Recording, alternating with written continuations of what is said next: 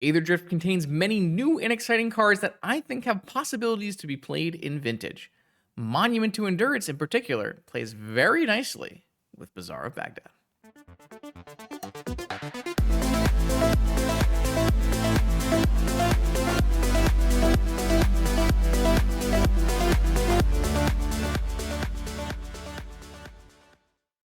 All right, welcome back, Vintage gamers, to the newest Aether Drift card we're trying out in Vintage today, Monument to Endurance. Whenever you discard a card, choose one that has not already been chosen this turn, either draw a card, create a treasure, or each opponent loses 3 life. Actually, quite powerful of a static ability here, and it's also on every turn, not just your turn, so we can do this on our opponent's turn as well. The life total is going to reduce very fast, and drawing a card can offset lots of problems when you are discarding cards. So I actually think the effect of this is quite strong. The downside is it is a 3 mana artifact that is hard to cast. Initially, I had wanted to make this a workshop plus Bazaar of Baghdad shell, but I wasn't very happy with how that deck looked when we built it out. So I'm going to go with a different direction this time. I'm going to try it in basically a bug deck. That might sound a little weird because it is, but if you look at this deck I've constructed here, I've basically put together bug, but instead of playing the 4 wastelands, I'm going to choose to play 4 Bazaar of Baghdad and have this pretty large recursion package with 4 Master of Deaths, as well as the ability to play Hollow One off of our Bazaar. So we will be a little bit more ground focused,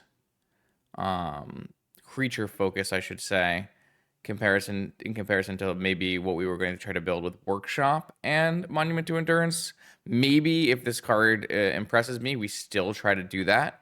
But one of the upsides of not playing that deck is we actually get to play Psychic Frog. And Psychic Frog is a card that looks really great with Monument to Endurance. The fact that it's every turn means I can discard on my turn and on their turn to trigger this Monument to Endurance. I can discard as many cards as I want to get as many different parts of this as I want.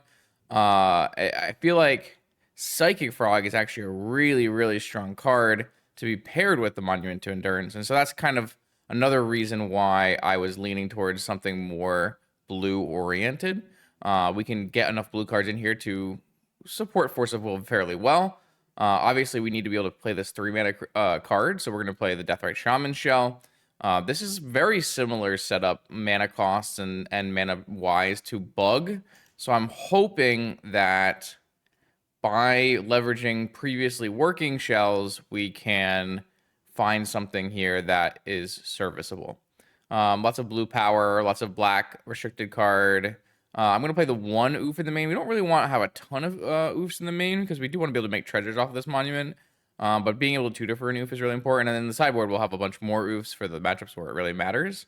I do think that the meta is shifting in various ways right now. There's lots of Sphere Shops running around, which is not a good deck to play Null Rod against. But there's also a lot of Lurrus Pio, which is a good deck to play Null Rod against. So there's a lot of things happening right now.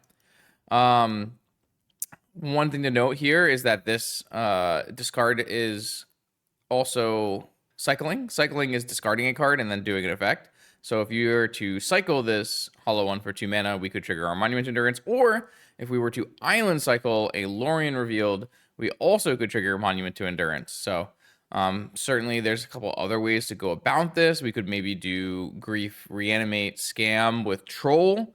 That way Troll is triggering this. And again, I think there's got to be some kind of Workshop Bazaar of Baghdad hybrid deck. I'm going to leave that one to Zeus to figure out. I do know Zeus is back making content. If you want to check that out, Zeus is over on Blue Sky and on YouTube. Always fun and interesting Workshop and Bazaar decks coming from him. So go check that out. Anything else? No. So that's my plan today. I'm trying to build this like Monuments are Oko's Bug Bazaar of Baghdad deck. Will it work? I don't know, but it has Force of Will in it. It has Ancestral and Time Walk, and it has Psychic Frog. How bad could it really be? I'll see you in round 1. The legendary NYSE Open returns to Long Island in New York. This 9th installment will be a 15 proxy, $500 entry fee tournament where the top 8 will return home with 8 pieces of real unlimited power.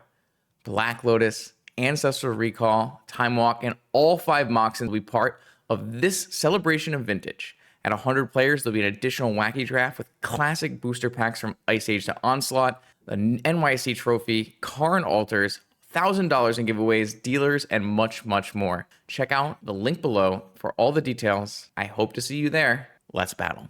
All right, let's give it a shot. I do know that there has been some amount of lag recently, so hopefully that won't deter us too much in being able to play and enjoy this game.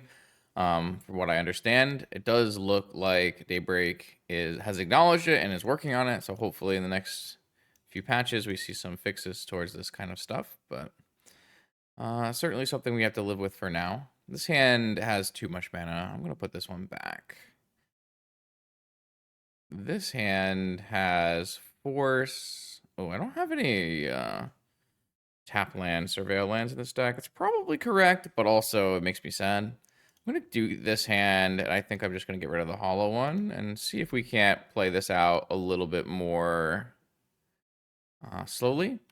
My opponent did not reveal a Lurrus, so force goes up in value for every deck that is not Bazaar Baghdad, in which case force goes down in value. One of the harder parts of current evaluation of hands is when they don't reveal a Lurrus, almost all the decks are you really want to have force against. But when they are Bazaar, which is the one deck when they don't reveal a Lurrus that you don't really want force versus Bazaar.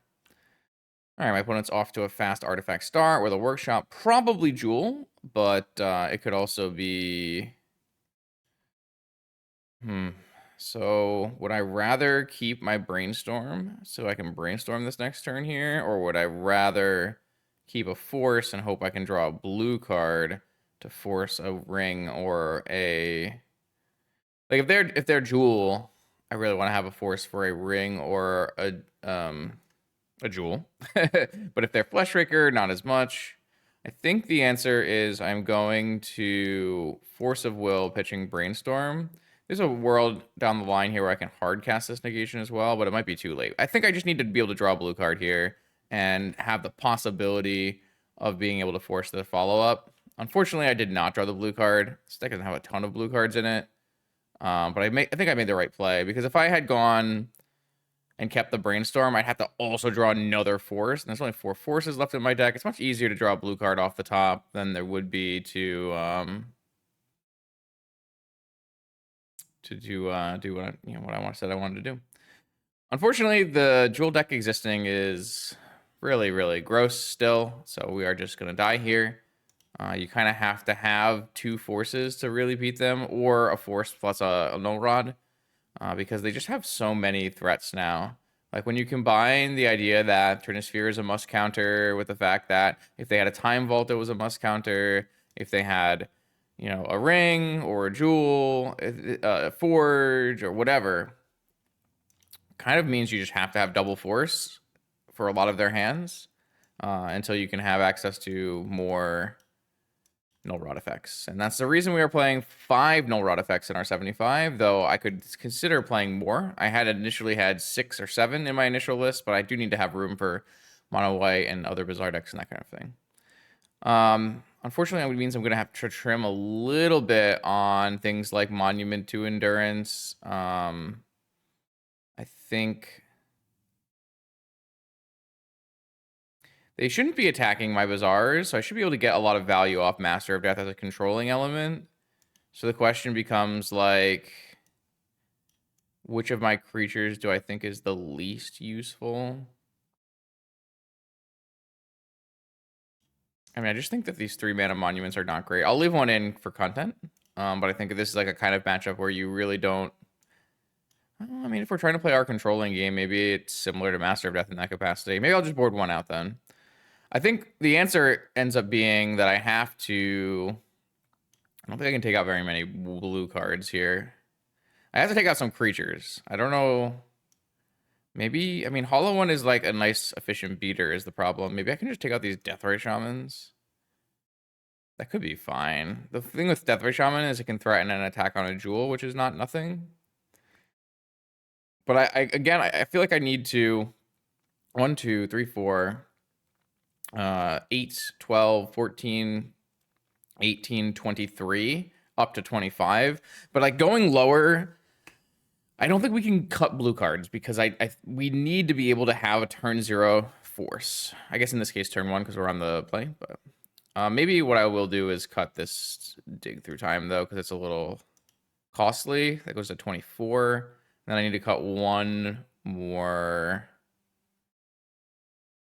land. Maybe I'll just cut this strip mine. Let's try this. Maybe I think we have to have as many blue cards as possible. So this hand is close. I can DT for a null rod, but I would have to live through a turn, and then I don't have a blue card for negation or for force of vigor. I can't imagine I'm supposed to mulligan this hand, but maybe I have to demonic for an ancestral. Because maybe I have to demonic for an ancestral so I can have a force up. Like if it's a 1 ring, I don't need to have force up because I can then null rod after. But if it's a jewel or something bad, then I feel like I do. So I'll just take an ancestral. This at least gives me the upside of if I don't have to negation, I can just cast ancestral. I have 5 oofs I'm drawing to, so that is a weak hand. That was a 7-card hand. Maybe they have a lot of forces. Surprising keep. Let's roll with... Man, it sucks because if they... I'm going to play around negation. So what I'm going to do is I'm going to go fetch land, and I'm going to play a frog. And then I will leave everything up here. I think I'm going to wait still on the ancestral too. I mean, they might just go time vault with backup here. But I'm going to go with ancestral target myself. I didn't draw a blue card. Okay. So I guess the ring just resolves then. They have ancestral response. Oh, no, they have untap artifact. All right, well, they're going to draw a million cards. I basically have to draw a null rod here, or I won't really be able to play the game. There's my blue card. Activate this. I draw a bunch of forces. I don't feel is particularly great for me. I have played a land, so I'd have to play Jet to be able to play... I can't play Vigor no matter what. So I think I'm just going to get rid of Vigor and Tropical, and then I want blue card, blue card, blue card, blue card. I guess I have to get rid of this Jet. And then I'll hit them for fun because I can. I think we're going to lose this game. This is really sad. I don't know. I could have played, like... Definitely could have played differently. I could have just pitched my ancestral, but what was the percentage chance that my ancestral missed a blue card there? I feel like it wasn't very high that it would miss. We had 24, 22 blue cards in 48 cards or something, and we were drawing 3 each one. Yeah, I mean, I'm definitely more favored than not to have a blue card in my top 3, unless I did the math wrong there, which is possible.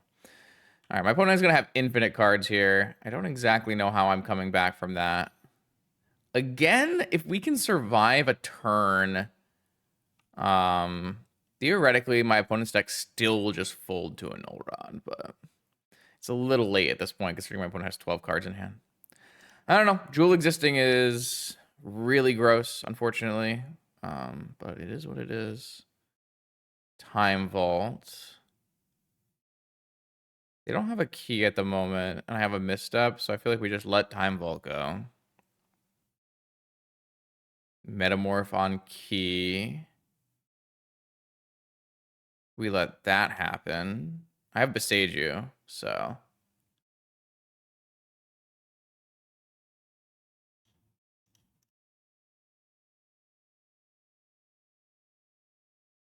I think this is a pretty powerful play. do have a basic island. Very nice. Love a good deck building.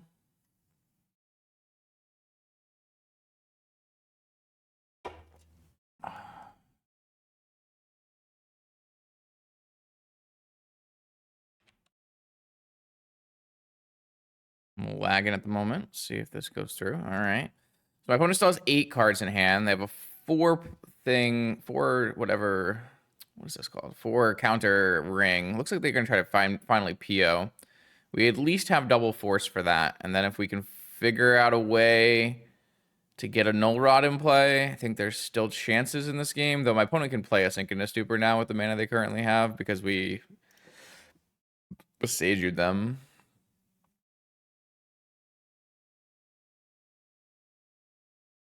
I would think in general that our deck list looks like it would be favored versus Jewel. But again, game one, we kind of kept a medium hand and didn't really line up great. And then here, it wasn't amazing, but man. Yeah, so there's definitely some lag happening.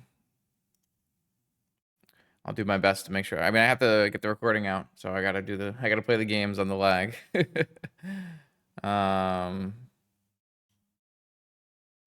All right. I assume they have at least a force backup. They can also have hard cast negation.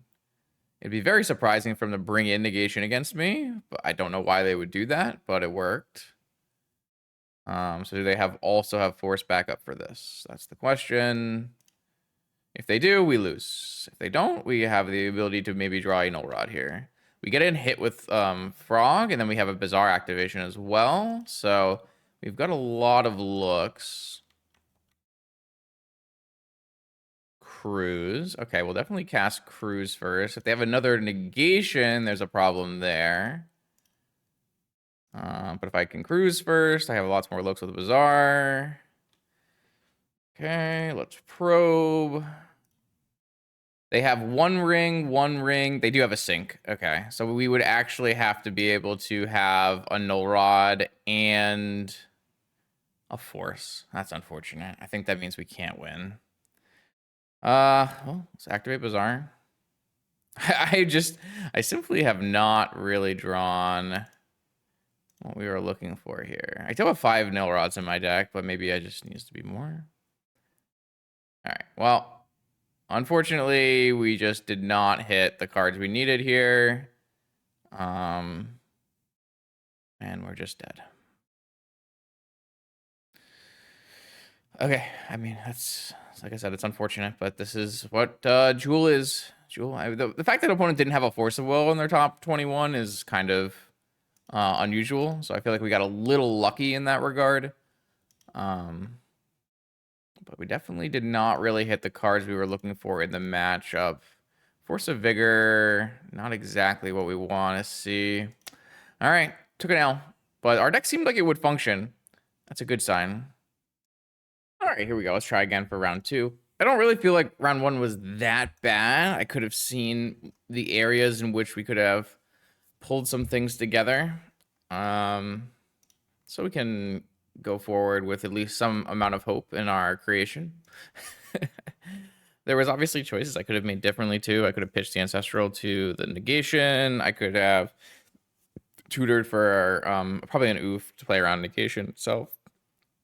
But I don't really hate the choices I made. I think they would line up some amount of the time.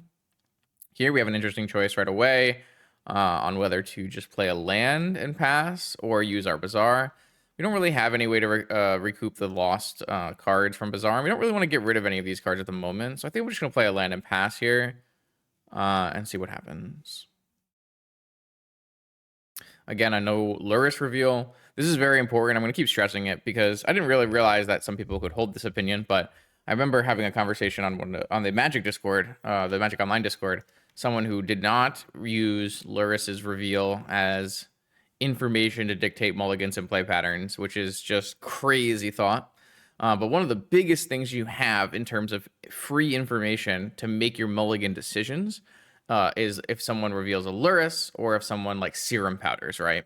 That would only happen if the opponent was ahead of you on the play or something like that, and then they serum powdered. But and And it's super polarizing right now because of the decks that have Lurrus and don't have Lurrus are very different.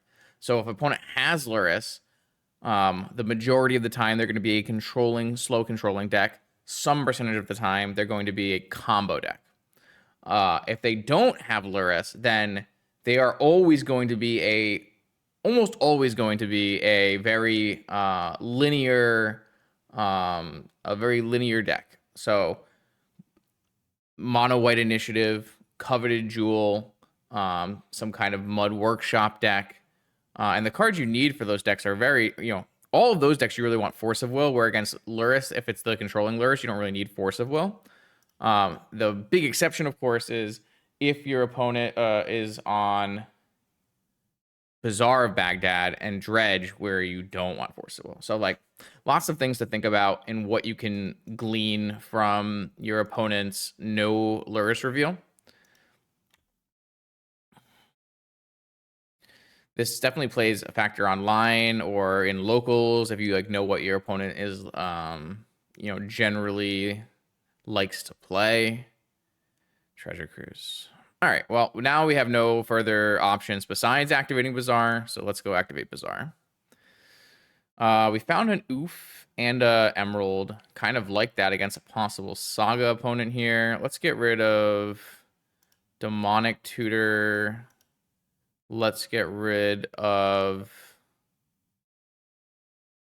Frog and Negation and leave ourselves with Force, Misstep, and Cruise. Is that going too far? It's tough. It's tough to play Bazaar when you are actually losing cards. Yeah, I'm going to try this. I feel like there is inherent value in playing a Oof against a possible Saga gamer here. If they force this, I don't think I'm forcing... I could force back, realistically here. I could definitely force back. Let's get blue-black land. I only need green for Oof and Deathrite Shaman, and I already had an Emerald. Mostly a blue-black deck, which actually means that I built my mana base wrong, now that I'm looking at it. Well, I think it's fine. I should have had 3 Underground Seas and 2 Tropical Islands. I'm sure someone will point that out in the comments, but definitely could have built this mana base slightly differently. I kind of forgot that we don't play tons of green cards, but then again, sideboard, we have a bunch of Collector Oofs, so it's probably close enough that it's not going to matter much. But we'll see. That is one of the hazards of building from a point. All right, so I have this, and my opponent has Saga. If they have an Ancient Tomb, they can make constructs, which would be pretty problematic for me in general. But if they were relying on maybe Moxen to make constructs, or the mana that came out of the Urza Saga, then this Oof is going to be quite good.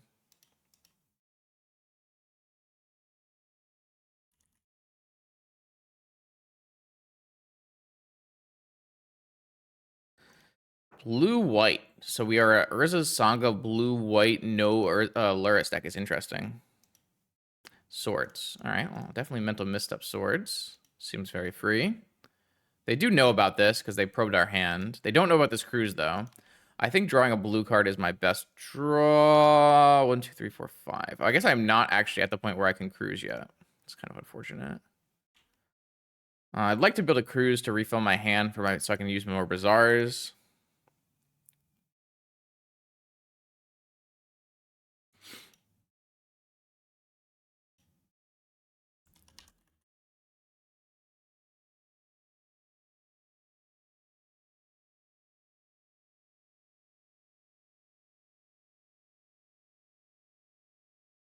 Force. Okay, I think I'm gonna wait here. I think I'd rather be able to hold up Force and yeah, I think I like holding up Force here. I can cruise later. I think one of the keys to playing this deck will be you don't always have to activate Bazaar. When you play Bazaar, you almost always want to activate Bazaar every time you can. This deck is probably not the case. You're not actually getting much value from your discard unless one, you're discarding Master of Death, or two, you have a Monument to Endurance in play. What is going on? My opponent is in the main phase, and they are paying costs. And they have a Saga trigger on the stack. I'm very interested to figure out what that means. Maybe they have a removal spell that they want to know if it kills the oof before they search for mana. It could just be they're lagging. That is always a possibility at the moment. But they definitely tried to do something. They don't have the mana to make a construct.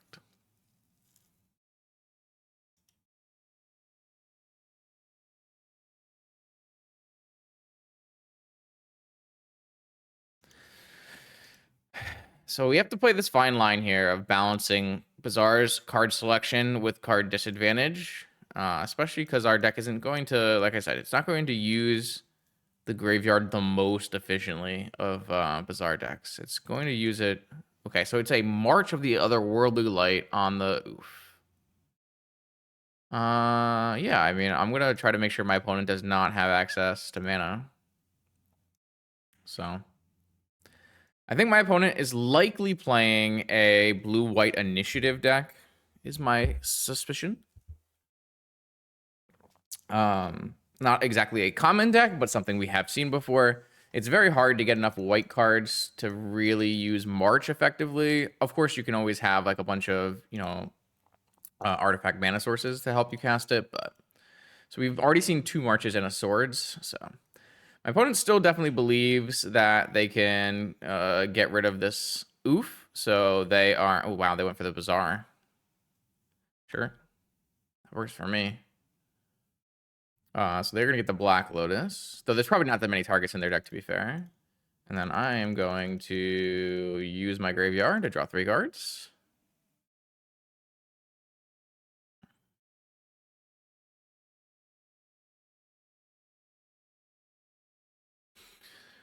Assuming this resolves, which is not a guarantee, we do need to draw some additional help. One of the problems with our deck... Oh, wow, they have Force. Okay. One of the problems with our deck is I don't actually have... Dress down, interesting. I don't have, like, Wastelands. I have 1 Strip Mine, so I can't really, do a complete mana denial plan, which is why I didn't choose to play, like, 4 oofs in my deck.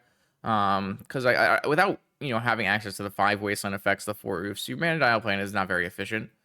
That being said, I also don't have like a significant amount of removal going on either. Definitely relying heavily on counter magic.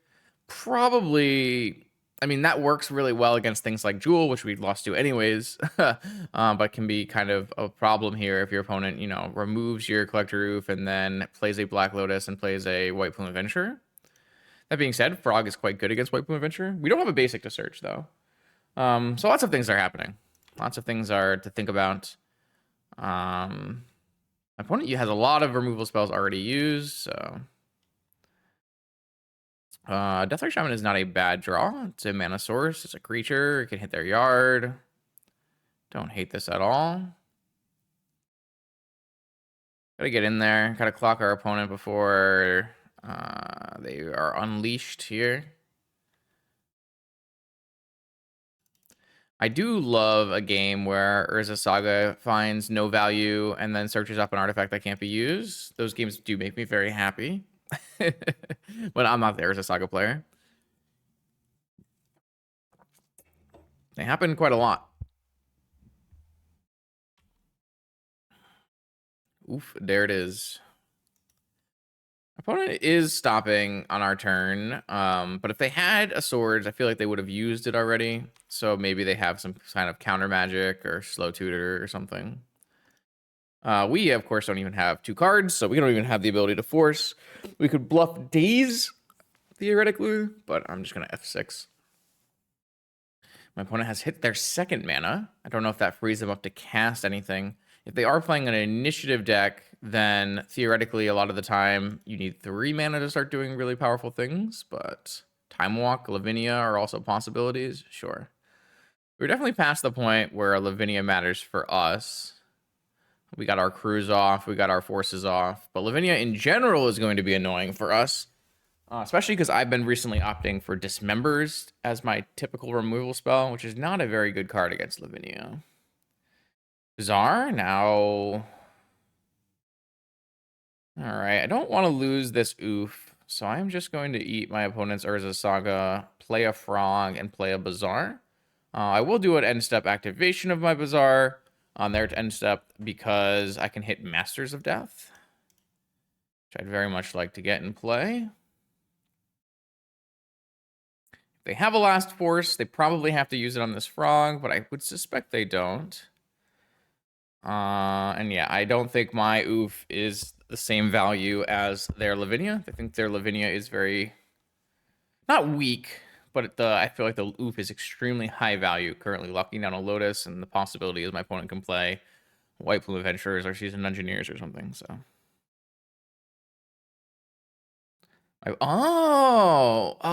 Okay, so I know what's going on now. So my opponent is playing Stiflenought. It's surprising that they are choosing not to play Lurrus, but I did play against this at Eternal Weekend, where they were opting to play the Eldrazi Null Drifter, which is totally a reasonable reason. I don't think it's a good enough reason to not play Lurrus, but it is a reason to not play Lurrus. Artifacts and creatures entering don't cause abilities to trigger. Okay. So we definitely are hoping to see a Master of Death on a Bazaar activation here. I will upgrade gross. Lost an ancestral. I will do this on both the end step and the upkeep while I have no cards in hand, just basically binning 2 cards because we can, of course, hit that Master of Death. Obviously that will change once we draw our first card for turn, and then we have, oh, there's my Master of Death. What do you know? So if it also helps me jump Frog, which is not nothing either.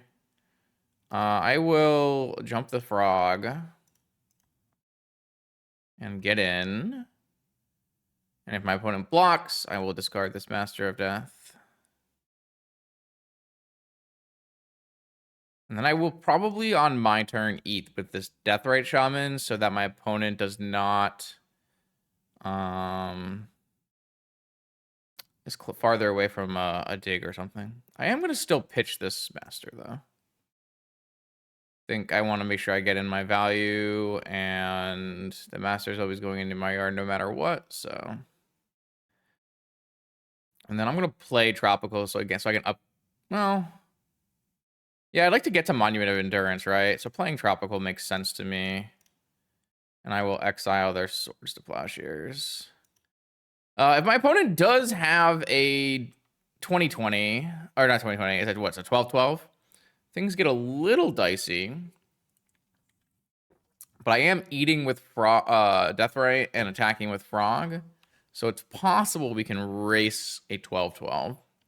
If they make 2 12-12s, it's bad for us.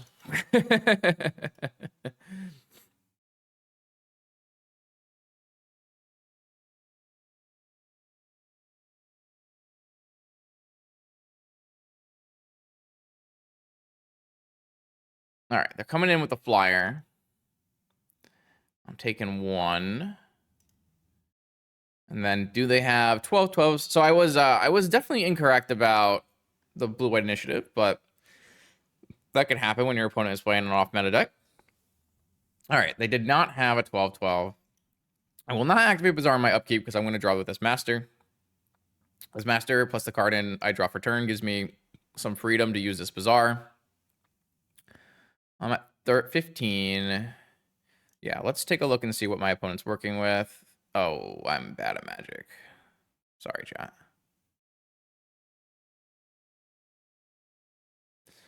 Yep, I forgot. So I had to pay mana to use a probe. I should have just gone for the win then. Because I can eat with Deathrite to 4. Now I can't do enough damage. Sorry about that, chat. I was a little distracted, but it happens.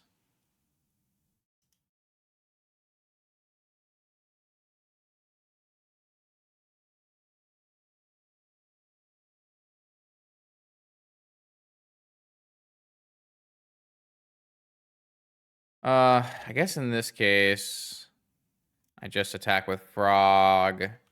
Man, sorry about that. I should focus. I should focus. I don't think it will be an issue here, but I definitely actually don't think I'm supposed to pitch this thing, so I can activate my Bazaar now.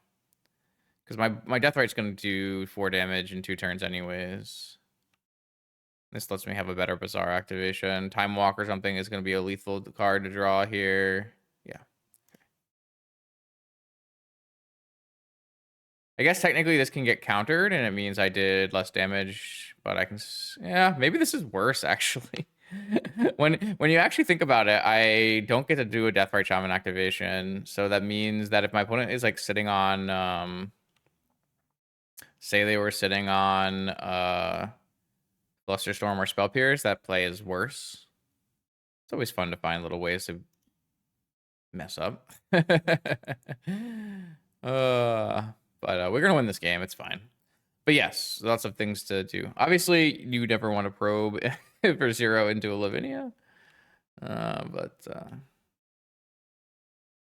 right, so I'm gonna just attack with both, and then I have Deathrite Shaman, and I have this. So I guess if my opponent has swords, then I would lose. But my opponent should not have swords at this point. They should have swords before, right? So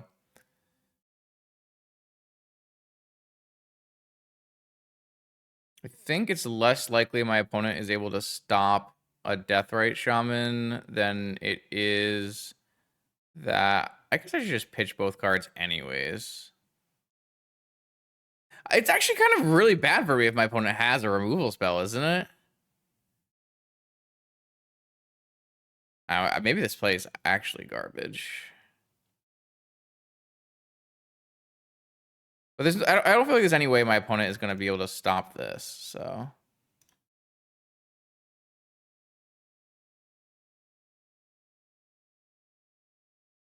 I guess they could theoretically have a Solitude? No. I mean, they could have a Solitude in their deck, but... that's not very good with Doorkeeper Throw. Okay, I did not play that well, of course. And that's something we always do on this channel, is we acknowledge when we make mistakes. But the key is finding your mistakes and then making sure you don't repeat them. So yeah, Lavinia is a huge problem. I don't have a Caracas in my deck. I do have these Dismembers, and this Virtue's Ruin... I'm not sure how good it is. It hits Lavinia, and it hits Doorkeeper Throw, and maybe like Containment Priest, though I actually don't care about Containment Priest at all. I think this is probably not good. So I'm going to leave the Virtue's Ruin in the side. I don't actually think that Collector Roof is good, but I do think that Force of Vigor is incredible if they're playing Stiflenought. I don't really like Negation. Let's take the Negations out. And then one more card. I think in general, I don't need a Strip Mine. Like, Strip Mine is actually good against exactly Urza Saga, but against everything else, it's not really necessary. I think the Strip Mine will come out against most non-Bazaar decks, but it's nice to have the utility option. Let's try something like this. Sorry, yeah. So yeah, that was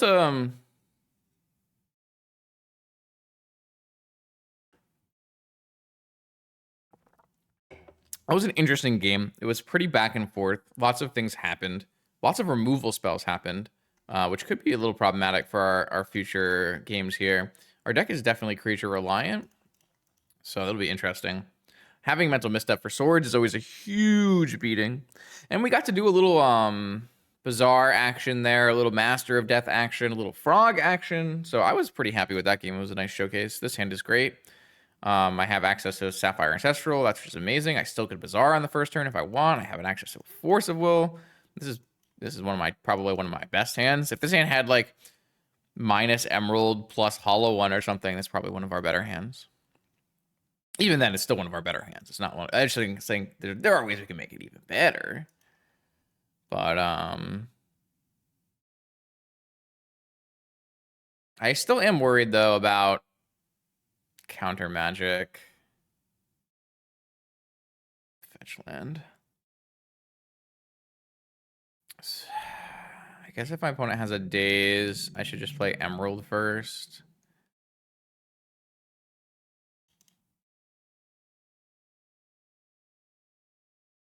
And then I'll play Ancestral on their upkeep is my plan. If they have Spell Pierce or Flusterstorm, this beats that. Again, I think we can just wait on this Bazaar, especially if we can try to draw cards before we use it. It feels wrong, right? The way you play Bazaar in 2025 is not like this. But it's interesting. Do I think my opponent would have negation versus me? I really don't. I'm gonna just, while they're tapped out or fetched, I'm gonna use this Ancestral. I guess it plays into Mind Break Trap, but that's okay. Ooh, now we actually have Monument to Endurance Bazaar. Okay, now we're cooking. Let's go. I didn't know if we'd actually get to use the Monument in this league just because it's 3 mana. It's very awkward. But it is the goal, so. I do have a Dismember now too, which is very good against like Doorkeeper Thrall plus Dreadnought. Lavinia is a problem though. I have to counter Lavinia or none of my spells get to be resolved, including Force of Will. If they force back here, then I have to build out my mana base before I can even cast these 2 spells because they are 3. Wow.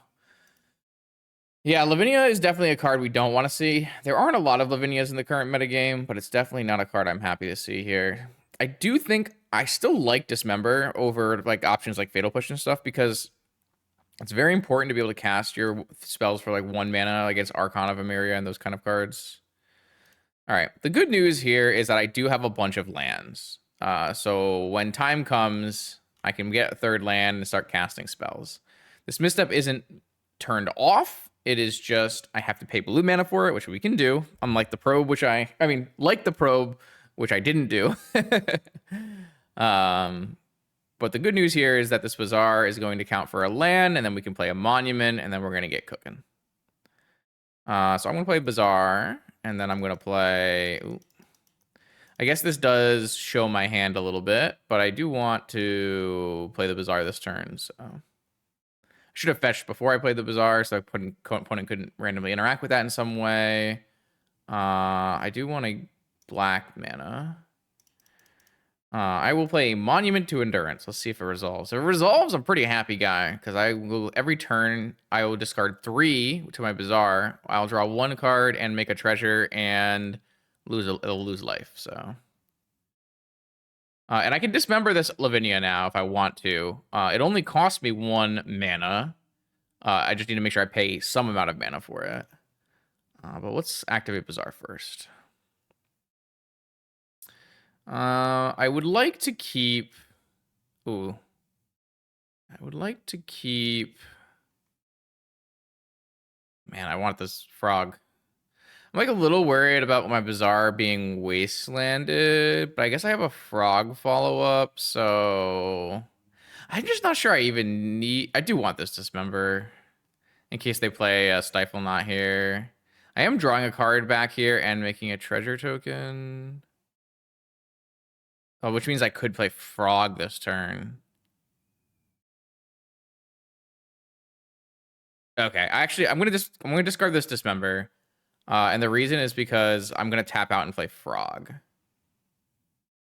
Because I can always actually if say my opponent goes for like end step the flyer thrall guy, and then I can still discard a card to my frog to make a treasure token to pay mana to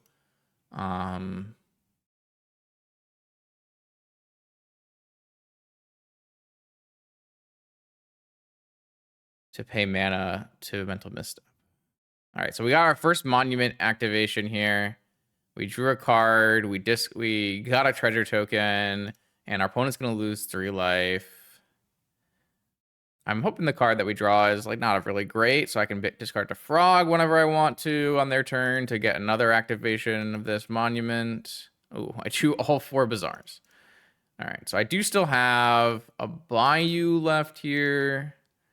So I will go black, and I will go blue, and I will play frog. Now we'll go to the opponent's turn and see what happens. So the reason I wanted to hold up Dismember is because I wanted to be able to, if my opponent played a Doorkeeper Throw and then played a Dreadnought, I could kill the Doorkeeper Throw in response. But if I'm going to hold up Mental Misstep, that kind of covers that play. And I wanted to make sure I also could play around Wasteland and have a second Bazaar after, because having these Bazaars with the Monument should be enough to close this game out. My opponent is already at 13, which is pretty awesome as well. This is pretty sweet. Very cool. Very, very cool. I'm glad I did this video. I was a little worried after round 1 because round 1 was not fun, but this is looking really awesome. Ghost Quarter, see? I don't have a basic actually, so white swords. All right, so what I'm going to do is I'm going to I can discard one of my Bazaars. So I'm going to discard a Bazaar and I'm going to get a treasure token.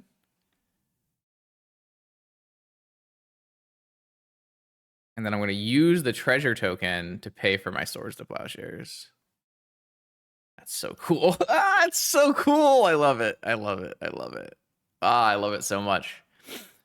I mean, it did take us to draw 2 out of our 3 Moxen to play the stupid 3-drop, but worth, right? To be fair, we do have 3 lands in play. All right, so now I will misstep this Swords to Plowshares. And then I'm going to have 6. Nah, they'd forced that. So they're at 0 cards. They had Consign, Force, Force, Force. Okay. All right, so I lost my Frog, and I'm going to lose my Bazaar, but I still have a second Bazaar and a Monument, so I should be able to outvalue my opponent here. They might choose not even to Ghost Quarter my Bazaar because they know I have another one. And maybe they need mana to play whatever they need to play. 2 Bazaars would be good for us too, because we could do it on both turns. Hollow one. All right, so on my turn, I will activate Bazaar. I guess I lose my second Bazaar. I mean, I guess I can't play a hollow one anyways. All right, I actually messed this up because I can't play a hollow one into Lavinia. So what I should have done is cycle this hollow one. Yes, of course. I should have cycled my hollow one. My fault, my fault. All right, I am going to discard hollow one and these other 3 cards here so I can keep my second Bazaar. And then I am going to get my mana and my life and stuff. And then I will play another Bazaar so I can activate again on their turn if I want. I don't know. So I think I'm going to keep the pedal in my hand so that I'm discarding 3 cards. Because I draw 2, discard 3. I want to make sure I hit all of these things. So I'm going to go to their turn. Every time I activate this Bazaar and discard 3 cards, I am making them lose 3 life. They're at 9, by the way. So on their upkeep, I'm going to activate this Bazaar. And I'm going to discard these 3 cards. And then I'm going to get all of these things. They're going to lose life, and I'm going to get treasure, and I'm going to get a card. All right. That's cool. That's so sweet. Wow. All right. Let's get a nice little picture of this here.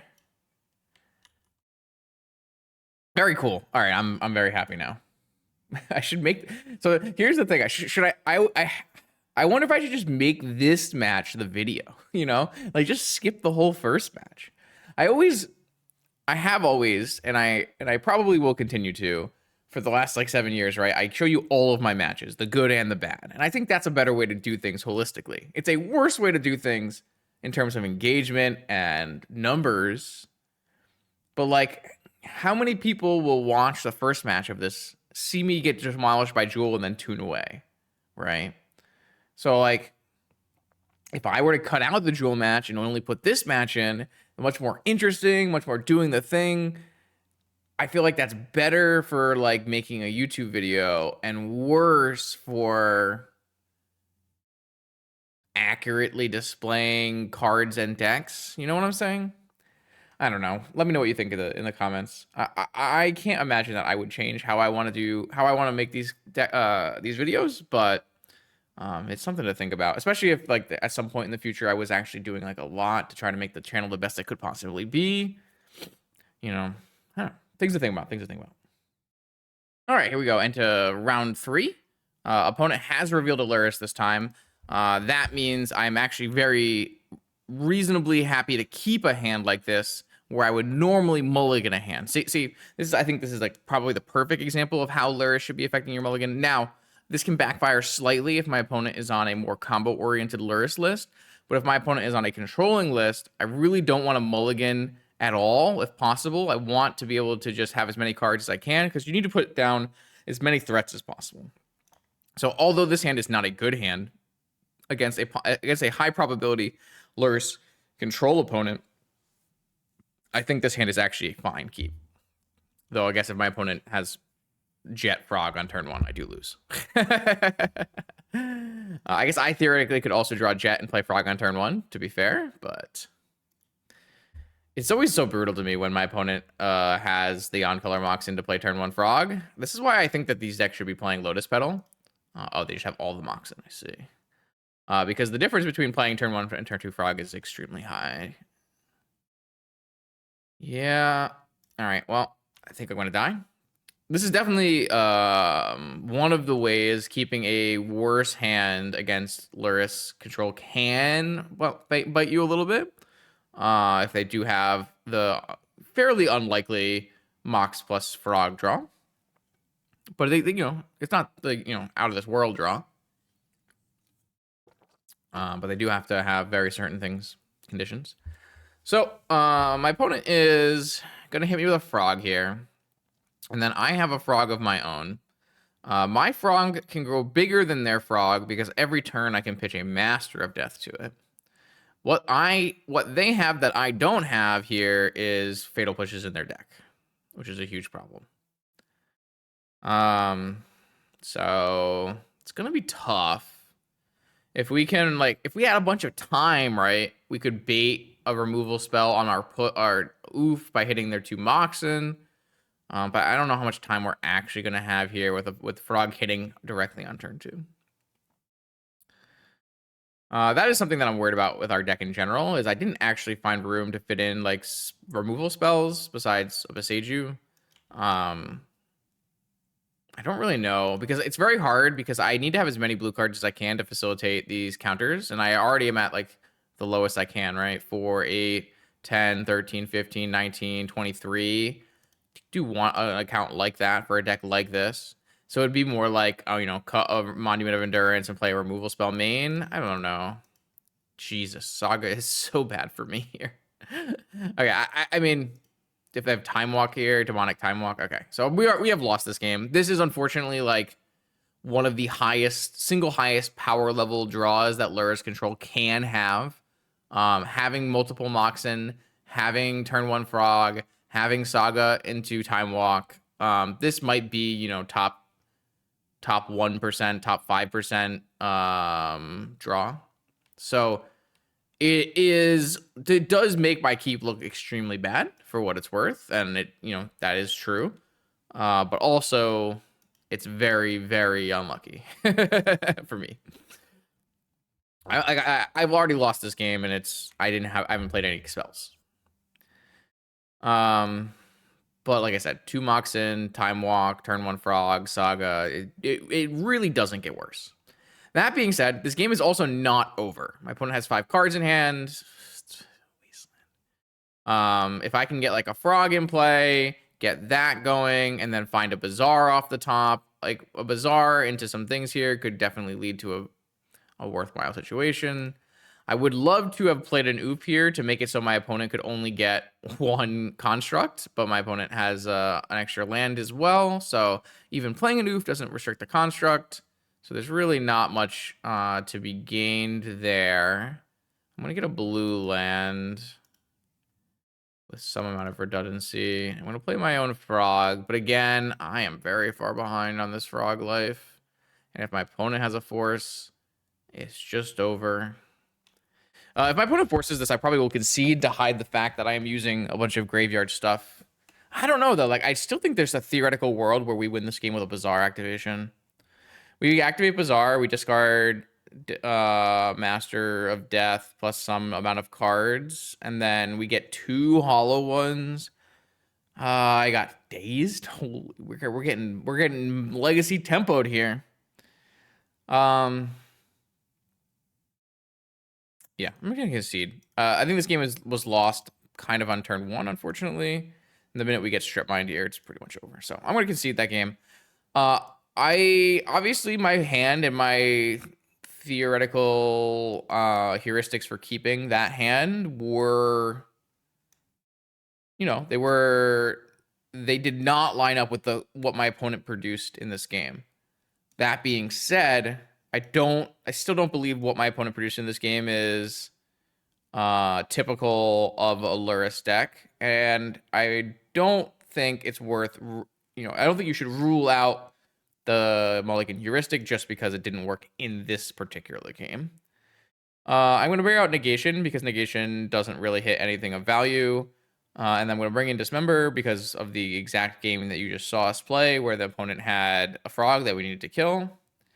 And then none of these cards are really good. I kind of consider us pretty pre-boarded for the matchup besides removal. So being able to take out negation and bring in removal is pretty straightforward.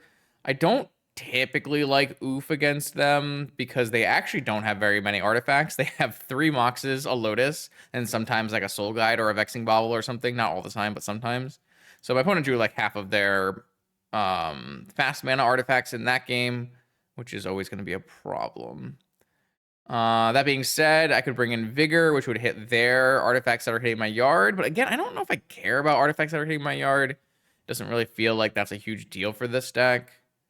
I will just take out this Oof and run through like this. So yeah, unfortunate. Opponent will probably put us on Bug, considering we played Bug lands and played a Frog. Yeah, I think this is a keep as well. I have got mana. I can just cast this Master. Casting Master is not the best against Bowmaster, but it's still not that bad. It's like a 3/1. It plays really well in the field, and if they kill it, I can still buy it back. And of course, when it enters, it surveils. So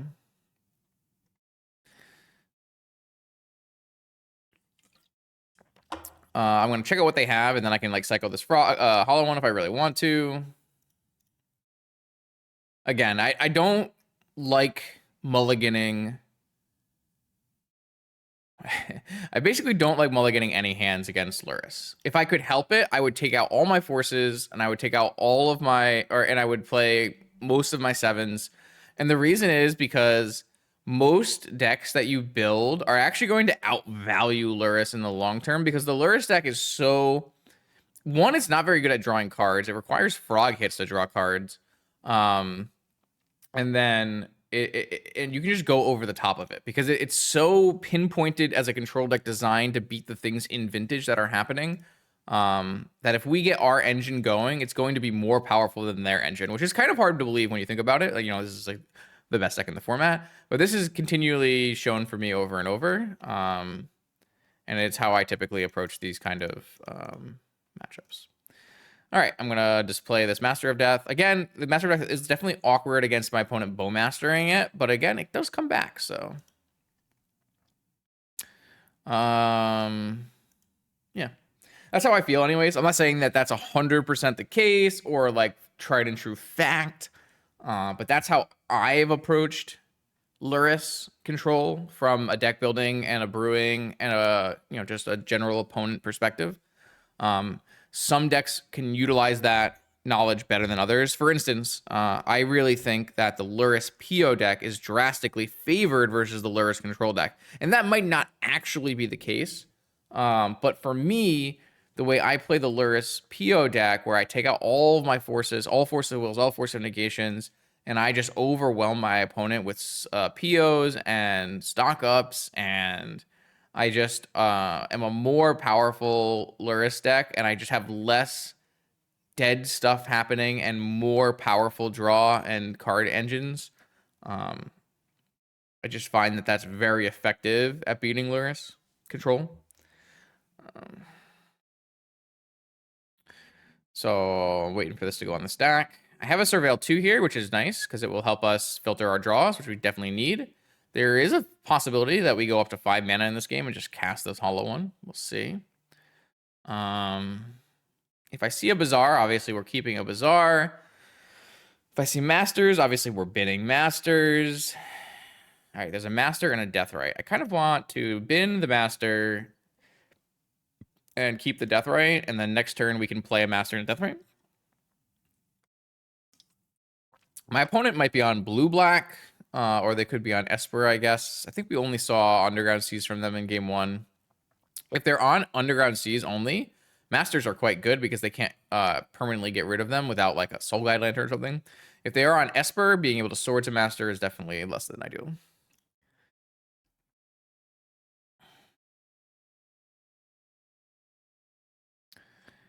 All right. My opponent scryed and missed and then did not hit a land drop, it looks like. And this is another thing on top.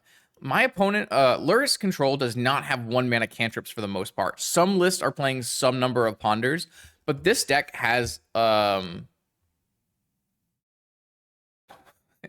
this deck has a draw problem where it doesn't have 1 mana cantrips. It only has this frog and these Miniatures Baubles. It's not the same thing.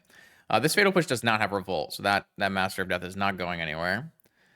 I'm going to bring back this Master of Death, and then I'm going to play... I think I'm going to play the Deathrite first. If my opponent has a Daze, I'd rather the Master get dazed. So it is Fatal Push, which means these Masters just casting 3/1s should be good, actually. This is definitely an underrated part of Master. It's not something that comes up in Vintage because typically the Master of Death deck in Vintage is Countervine, and Countervine doesn't have mana to play spells. But Master of Death is a very sticky and powerful threat at 3 power. I just noticed I have my classic "it's light time, daytime" line across my face. I'm sure that will make some people mad. I'm sorry. I have 20-foot industrial windows in my apartment. I have very, very nice blinds, but you can only do so much. And it doesn't bother me too much. So the Deathrite is in. Now I'm going to cast the Master, maybe, if Magic Online lets me. Hopefully this hasn't been too slow and laggy for everybody, just for me. But it's given me some opportunities to talk about things, which I like. I feel like that's one of maybe the big upsides of the off-stream recordings is I do get to just talk about lots of random things. Black Lotus we don't need here, but I do want a frog, so. All right, I mean, this is not a small threat. I have 6 power plus Deathrite Shaman in play right now. And my opponent missed a land drop. So, you know, he who has the Moxen has the advantage is probably true. It turns out drawing free mana that ramps you a turn ahead is very good when you're both casting creatures. All right, my opponent has successfully Fatal Pushed a Deathrite Shaman, and I still have 6 power of Master of Deaths. Do I want to cast Hollow One, or do I want to cast Psychic Frog? I think I still just want to cast Psychic Frog. Do I want to play out my land? Yeah, probably. I do wish I could fetch a Surveil land, man. I love Surveil land so much, but this deck is probably not a Surveil land deck, to be fair. All right, I do have Lethal in play, so that's good. I got to Master of Death Surveil into a Master of Death and then regrow my Master of Death. That is value. That is not to be scoffed at. I mean, it is if you're playing Vintage typically, but Lurrus Control is not classic Vintage. Lurrus Control is closer to Legacy, in my opinion. It is a very low power deck, unless you draw a Mox, turn 1 Psychic Frog, versus Saga Short Mind Time Walk. Demonic Tutor. But that's why you register those cards, right? All right, a Fatal Push again. So 3 Fatal Pushes. Fatal Push will be very good against my Deathrite Shamans and my Psychic Frogs and stuff. Let's get, sure. Bazaar. I'll hold that. I cast a Hollow One here. Yes, 5 mana for a Hollow One. Dazed.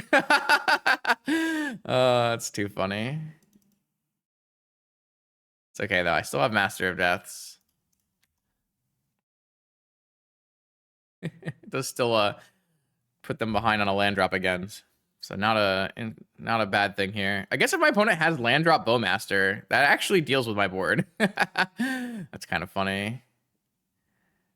Yeah, all right. This is not the timing window I would have done. Well, maybe it is to play around Bazaar. I mean, the good news here is I can just regrow these masters, so it's not the end of the world. Yeah, though this I don't know, one Bowmaster is definitely putting a stop to the Masters of Death here. Unfortunately, Fatal Push on my Deathray Shaman and my Frog was not great for me. But again, I guess my opponent did throw a Fatal Push to nothing, so. But yeah, Bowmaster is just a problem for my deck entirely. I want to play my own Bowmaster, but my Bazaar deck with no Bowmasters of its own is definitely weak to Bowmaster. That's for sure.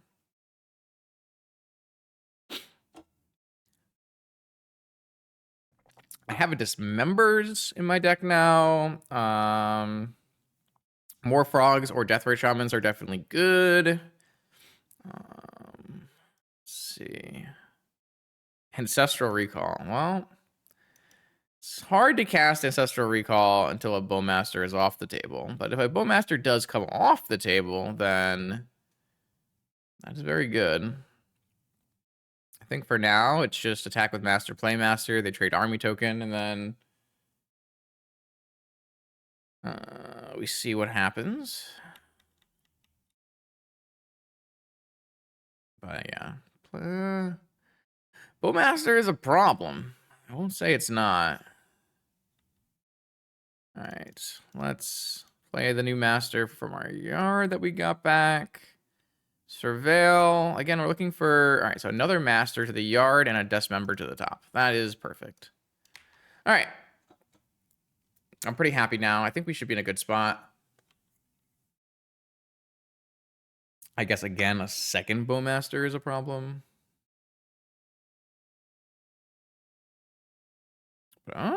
Mox. Or not Mox. Lands. They have 4 cards in hand. They could buy Lurrus. Try to get this loop going. We could play a Frog. Second Bowmaster. Oh, no. Oh, no. And Spellbomb to wipe my yard. They didn't even see anything in game 1, but they just kept it in. Oh, no. Maybe I had to Ancestral in response. That's not good. Wow, I might lose this game. Maybe I guess I couldn't play the hollow one into the days. Shit. Oh no. Oh no, things are bad. I probably have to cast Ancestral, so I'm gonna go Dismember on this Bowmaster and leave myself a black mana for a Frog. I think I need a Frog is what I'm thinking here.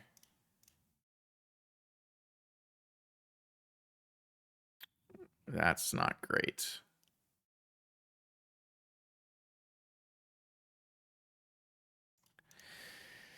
Uh-oh. I think I threw this game away. Maybe, I mean, if my deck can't beat a Bowmaster, that is a problem for sure. They did have triple Fatal Push, though. It's not... Oh. Oh, no. All right, what do you got for me, top of the library? There is a Frog there. The fact that my opponent kept in a Nihil Spellbond versus me after me not showing that... Oh, wait, is this game 3? Or is this game 2? Maybe I'm an idiot and this is game 3 and I killed them. Oh, they drew Ancestral. Could they have killed me here if they just Ancestraled me, shot this Master of Death and attacked? Yeah. That Ancestral should have targeted me for the win. They just have all Bowmasters. All right, I guess I lost. Wow. Okay. Did I make a mistake at this point at any point in this game? It's possible. All right, I'm dead. Wow. Okay. So was that game 2? Oh, I just lost 2-0. So yeah, they just kept in a random Spellbomb versus me and hit all 3 Masters. I don't think the Masters would have mattered much considering the second Bowmaster. I had the first Bowmaster beat, but oh god, yeah. I mean, this is like This is part of the reason why you don't see draw spells like Preordain in the Lurrus deck, because of the Bowmaster, right? I mean, maybe this deck just has to play some Bowmasters. That would be very sad, but might just be the case. Oh, God. Oh, I don't want to play Bowmaster. Maybe you play Dark Blast? I don't know. That was bad, though. We had basically a far superior engine going, and then all of a sudden they played one Bowmaster and it all fell apart. All right. I'll take my L there. That seems like a deck building issue more than anything. All right. Last round probably exposed us some weaknesses in our deck building. That's okay. That's why we play leagues, right? You got to learn somehow. I don't know what our solution is going to be, because there's not a lot of room, unfortunately. Maybe it needs to be like Bowmasters in the board or something. Jesus. All right. Turn 1, Nettlecist. My opponent is 2 mana ahead of me with just their land. That doesn't seem very fair. But maybe we can make a comeback. It's only a 1-1, right? He said, knowing full well it was not just a 1-1. But we have a Deathrite Shaman, so we can speed up something here and see where we can go. The good news is we do have some sideboard for this. We have an Energy Flux and a Vigor in our sideboard. Collector Roof actually not very good against typical Nettlecist decks, though if it's the Fleshraker deck, then maybe there's some more play, but it's probably more like a Sphere-oriented deck. 2 Workshops. Uh-oh. They are now 5 mana ahead of me. I guess 4 mana, 5 mana ahead of me. They're 1 turn and 5 mana ahead of me. That doesn't seem fair. Aw, man. I think these are just going to grow so large that I have no chance of beating them. Oh, also, I can't play spells. I'm dying. I drew the Bazaar. All right, so I will make an attempt here. I have a feeling that it's not going to matter very much, but I might just die before. I'm going to die before then. All right, I'm not going to show them the Bazaar then. I'm going to concede. I can play a Monument to Endurance, take a hit for probably 10 or 12, and then I get the Bazaar activation, but it's not like I'm draining life here. My opponent's just losing life, and I'm just dying to these Nettlecysts. So, I mean, Workshop is still Workshop. If you play a Workshop, it makes you 3 mana. All right, so I do have some good some keys here to success. I'm going to bring in these. I don't know about Dismembers, but maybe we'll bring in some Dismember. I kind of hate it. It's tough. I don't know. Kind of depends on what threats they have. Very much depends on what threats they have. All right, well, Misstep and Probe are bad, so that's easy. Brainstorm is typically pretty bad as well. Dig Through Time is pretty bad as well. So let's just take out Dig. I like Cruise, though. 1 mana is a lot easier. I'm going to leave myself with a Oof, though, so I can find it if I need it. Let's try this. All right. I have a Lotus. Having a Lotus is good for me. Except it's not good. Well, it's not good for me because I can't actually play Deathrite and Frog because I would need to make blue mana off my land, and I have exactly Bayou. Wait, I have a Black Lotus and a Lorien Revealed. So if I Lorien Revealed, if I make black mana with my Lotus and Lorien Revealed for blue mana, God, all right, well, we figured out the way. So I'm going to make blue mana. No, I'm going to make black mana with my Lorien Revealed and use my Lorien Revealed to get me blue mana.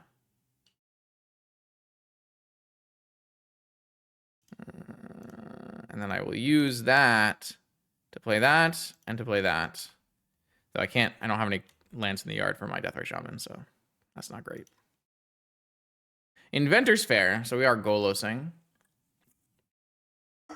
Patchwork Automaton. I'm just gonna force it.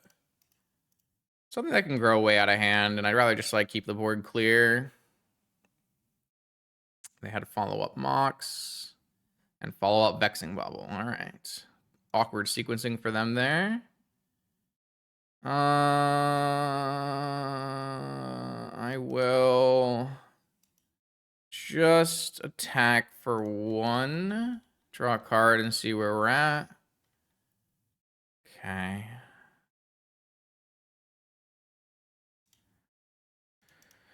think this is just going to be cycle a hollow one. Because I can't cast it through Bobble anyways. I guess I should have attacked with this Deathray Shaman, but if I had drawn a fetch... No, I should have just attacked with this Deathray Shaman. Well, I could eat. I could still eat if I want to. I feel like I'm not going to eat, though, so maybe I should just hit taking the damage. That's kind of an interesting spot. I'm not really sure. Outpost is also metal crafting their Inventor's Fair, so they have a life every turn. I definitely think forcing this patchwork looked correct.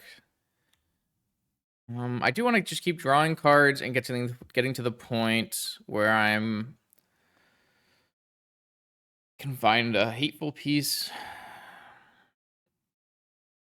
or at least an engine piece, like a Monument of Endurance would be pretty nice right now. Trinisphere is fine. Even if they wasteland me, I have lands, so it's not a huge deal. It also turns on my Deathray Shaman.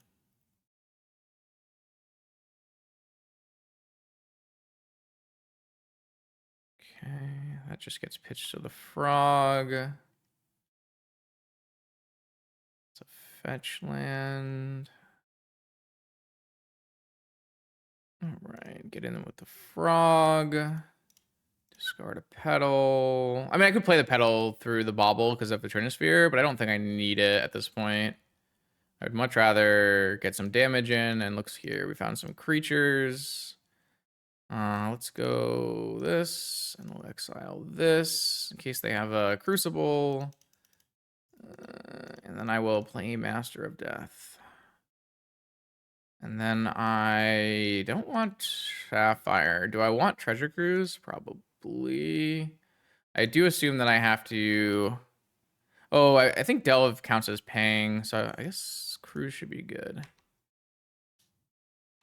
Right? Oh, I can never remember, man. Trinisphere has weird rulings. I think it means I can do it. Even if I can't, I can pay 3 mana for it. It's fine. They're going to crack their Vexing Bauble because it's not doing anything with Trinisphere in play anyways. Might as well draw a card. They are currently, dying to the Psychic Frog Master of Death here. No land drop. Let's start with this. Let's keep lands in my yard.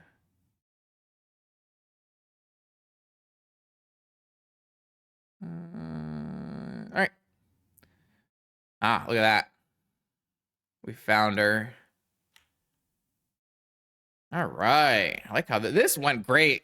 Man, this was a nice one. Very happy. Very happy.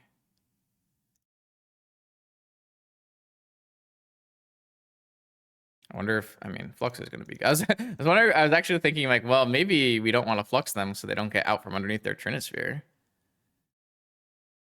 I could always Demonic for a Wasteland. Not Strip Mine, I should say. I don't know. I don't think they're going to beat a Flux. I think they'll just concede to it, which makes me really want to cast it. So... good luck. Have fun. The value of ending the game right now versus showing them that I have an energy flux. It's a tough tight walk to rope. Yeah, that's the one. That's the one. Tight walk to rope. Ay.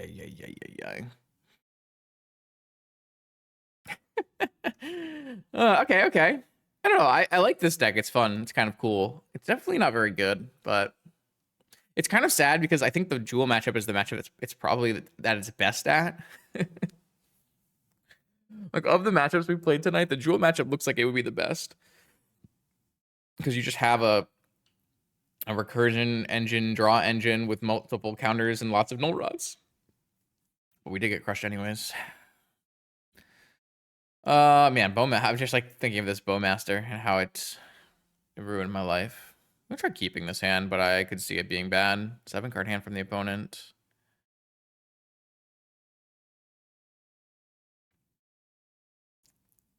Trinisphere. Will be our 3rd Trinisphere game. Workshop. Card's pretty good. Oh, fuck me. All right, my opponent has 3 Baldas in all 3 games. That is notably bad for me. I can't play the game. I'm not mulliganing to a force, man. Like, ah. All right, this is getting vintaged. Sometimes it happens. Is this a Stone Coil Serpent for 4? I assume. Yeah, it's not good. No, all right. Well, I mean, I don't think we can beat a strip mine here.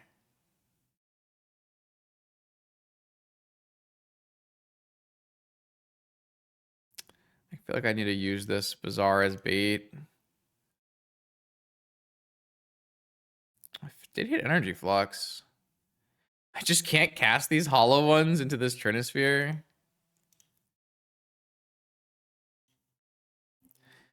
All right. Well, if I can hit another land, and then I mean, Flux is definitely my best card.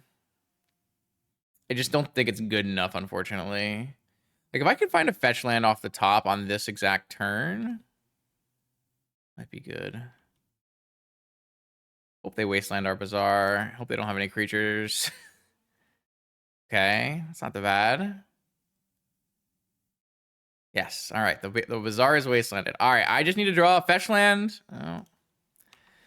Well, now I'm exposed to a second wasteland. I think we can get out of this game. I almost conceded, but it's not over. If I can draw another land, play a Flux, they can pay for the Stone Coil for 1 turn. Huh. Okay. All right. Oh God. Oh, come on. Please, game, please, please give me a mana producing land. I hate this game. I actually was winning. They can only save one of the. They just saved this Stone Coil, and I'm winning. Ah, now I take 9 and I die. Wow. I actually put myself in a spot to win this game, and I just needed to hit a land. That is so sad. I actually almost beat this Trinisphere. That's really cool. Like, I had to, yeah, okay. I mean, I guess if I just hit the land. Not bad, though. Not bad. I actually, maybe I just need to have more fluxes. I mean, I had a flux. I found the flux. Yeah. All right. That was close. Okay, here we go. 5th and final round with this deck. We're up against 0 mana. 0 mana plays decks that we definitely have some game against. Usually like these big blue workshop brews. So maybe this will be a nice entertaining match again. We actually fared okay there against workshop, control, prison, whatever, and it wasn't too bad. Just a little bit off. I think there's definitely optimizations to be made in terms of our 75, so lessons learned. I'm very happy that we at least had that, what was it, round 2, where we got to really do our thing. So that makes me happy, because we did get to do a cool Monument to Endurance stuff. So I'm hoping here against 0 mana that will be replicated, because I think that the way he constructs decks. Oh, what the heck? That's a Lurrus. What happened? Is he just? Oh no, he's fallen to the dark side. He's trying to win. Oh no. All right, well, I have to mulligan my hand. I'm gonna keep this one.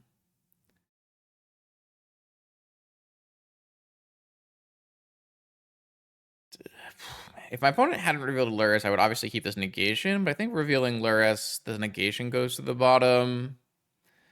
One of the unfortunate parts of this hand, my opponent mulled to 5, huh? I'm gonna change my mind.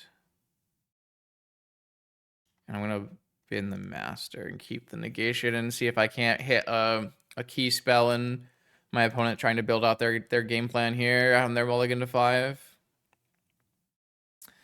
I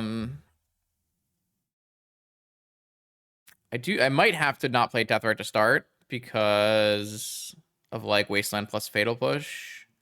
But maybe I'll be okay. Because if it's just Wasteland or just Fatal Push, I have Lorien. Let's see. They have Ancestral. Obviously, negation does not counter Ancestral, which is another part of why negation is not very good. Ooh, a Force.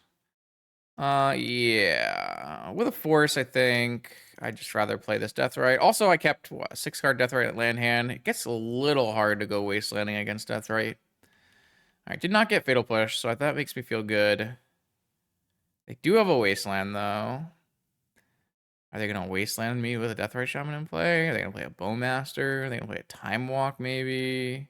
Maybe they're playing around Days. If they Fatal Push me, I probably have to force it.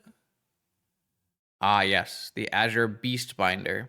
Vigilancing 1/3 that can't be blocked by creatures with power 2 or greater. When it attacks up to one creature, artifact, or planeswalker, and opponent controls loses all abilities until your next turn. If it's a creature, it is base power 2/2. That's fine.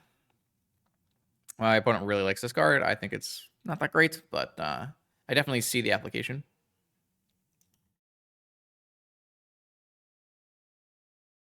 It's a cool card, for sure. That art's pretty sweet. See, I am recording this. Hi, 0 mana. This art is actually really nice. I like the frame, too. That's nice. Okay. Opponent is very happy that Beastbinder has made it to YouTube. I'm pretty sure I played and recorded a league with a Beastbinder version of the deck. Maybe 0 mana even donated for it. Either way, or gaming. I will do Lorien Revealed. Oh, maybe I should have. Man, maybe I messed this up. I was thinking I would Lorien Revealed into Time Walk to give us some more opportunities, but maybe what I should have done is brainstormed and then used the Lorien Revealed as the way to cycle. That was probably correct. Yeah, that's on me. Sorry about that, chat. I was too busy thinking about Beastbinders, I guess. I definitely wish I had that Master back. Let's see what we find here. Oh, we still drew a fetch land anyways, huh? Let's go brainstorm. Definitely want to do this before I get like Bowmastered too. Ooh, hello. I'm going to get rid of Hollow One and Dig. Fetch and cast Ancestral. I'm kind of going off here.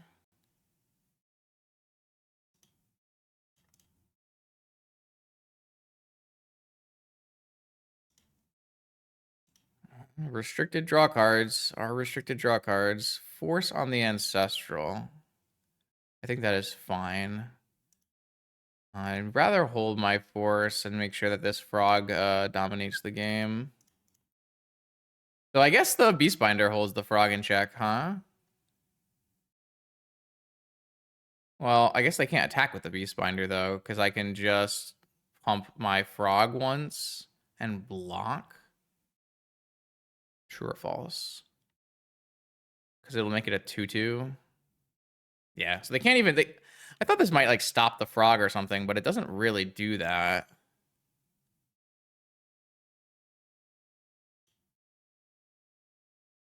I just discard this negation and then block. This becomes a 2/2, it becomes a 3/3, and it blocks. Yeah, that doesn't really work, unfortunately. If they have Fatal Push, though, Fatal Push is really good for them here. Oh, what? Oh, I'm wrong. All right, they're gonna be very happy about this. Zero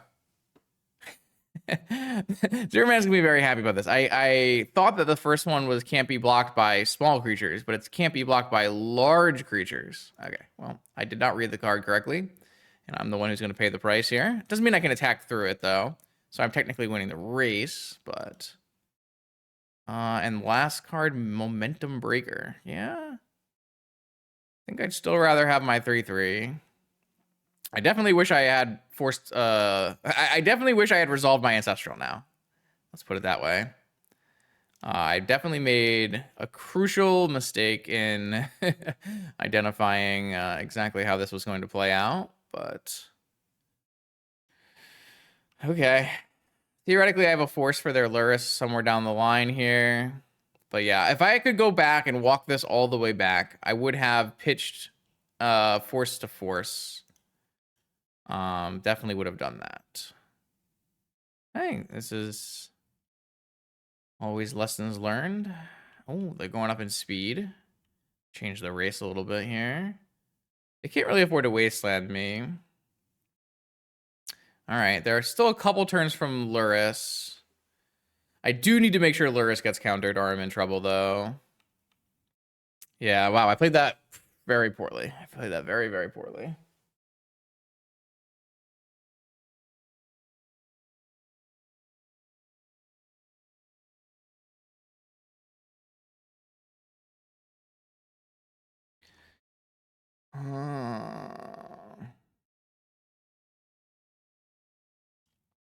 I'm drawing a lot of lands here, which is not great. I guess, to be fair, I don't know if I've fetched since the Ancestral. I would have drawn triple land, which would have not have been good. But I could have pumped this Psychic Frog really large if I wanted to. Yeah, I got a bauble. They know my top card. I have to decide if I want to fetch it away so they don't know what I'm drawing. Probably will.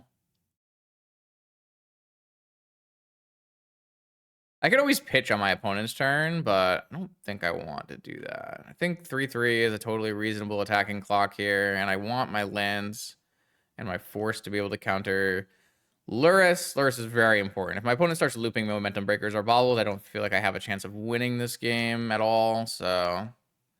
Stock up is crazy here. Oh, no. I don't think I'm allowed to force this. I think I actually have to hold for exactly Lurrus, but that's so good here. It's just like a big... It's basically a restricted delve spell. Find best 2 cards in your top 5. That's so bad.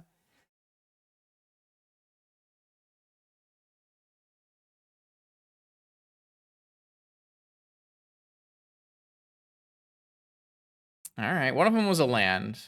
But do they have like a fatal push too?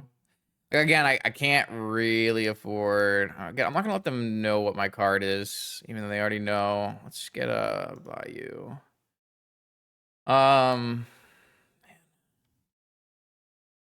Brutal. I'm in a bad... Come on, game! Help me! Help me! I think I might have to play around this wasteland still, though. Play one more land out. Obviously, I can pitch on their turn, but I think I need to insulate myself against wasteland. Ah, man, to be fair, if I had Ancestral and drawn 3 lands, it would still have been very bad for me. But so yeah, nice little beast binding, keeping a frog locked down. The only problem here is I don't have removal, but if someone else would just have removal for this thing, which makes it like a lot worse than just actually having removal. Jesus, Saga's so good here. I'm dying. Yeah. I can't beat Lurrus. So I think I just have to let my frog go. I feel really... I mean, I guess my opponent didn't draw any Bowmasters, so there's that. But I feel really sad about losing this game because... I don't know. I feel like I was such an advantageous position. Full speed. I was never really racing either. Man, I don't know. I don't have that many... Like, I used, I guess I have Delve spells left in my deck. And Lorien Revealeds and stuff. I have no more lands left in my deck. Or no more fetchable lands left in my deck, I should say. Oof, there it is. That is just not a very good magic card here. I can't... I'm dead. I'm just dead. I'm gonna get Lurrus. Though, like I said, I do think that not forcing to get my Ancestral through was a mistake. But I do think I would have lost if I had done that, so. Like, I do need to be able to force Lurrus at every point in this game, right? Like, I can never, ever let Lurrus resolve, because if Lurrus resolves, then I just get looped on, momentum breakers the whole time and can't win. So, but I have to beat 2/3/3 constructs plus beat spinders, which means I'm likely not winning unless I draw a delve spell. I need to draw a delve spell to get out of this game. Bizarre. I think I'm gonna hold Bizarre and I'm gonna hold Oof here.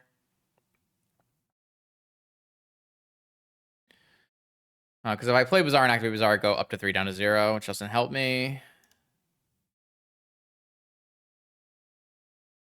Yeah.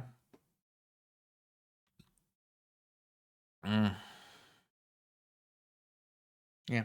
Crazy game.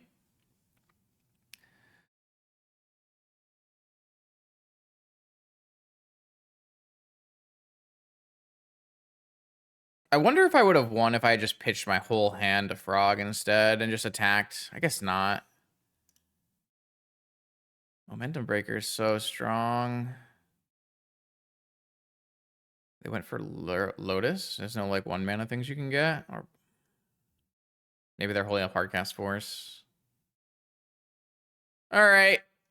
That's not a delve spell.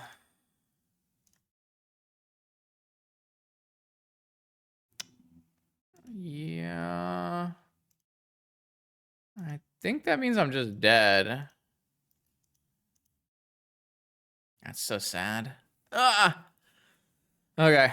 I definitely played this game poorly.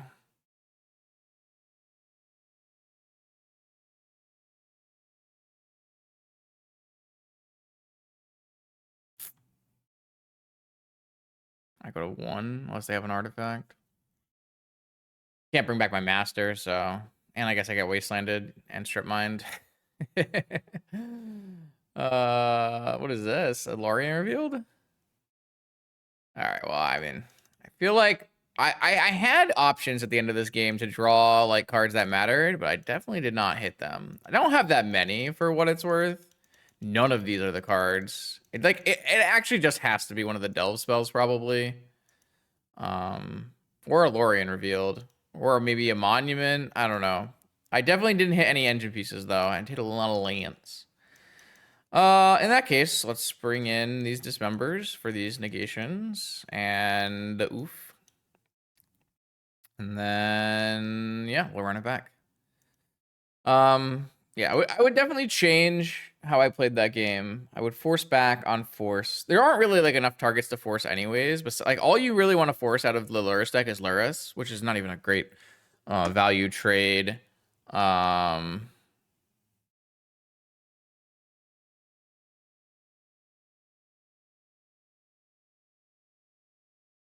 So like having the opportunity to protect your ancestral with a force is probably the best you're gonna get in terms of force in that game. So I probably was just supposed to do it.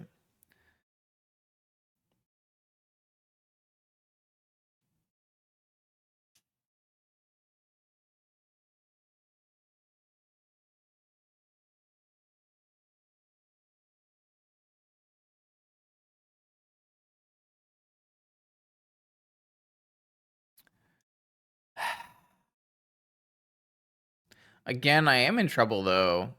So for me, I actually do need force, which is funny enough because I am really weak to Bowmaster, right? So there will be definitely be times where I need to force a Bowmaster, which is interesting. So like you have to be careful when applying heuristics from deck to deck because different decks will be able to do different things and different decks have different strengths and different weaknesses. So I gotta be pretty careful here of maybe over applying learned heuristics from certain matchups that maybe don't carry over to others. It's definitely possible. Yep, I got a removal spell here, and I have a frog on turn 2 with the ability to not get wastelanded, so I like this hand a lot.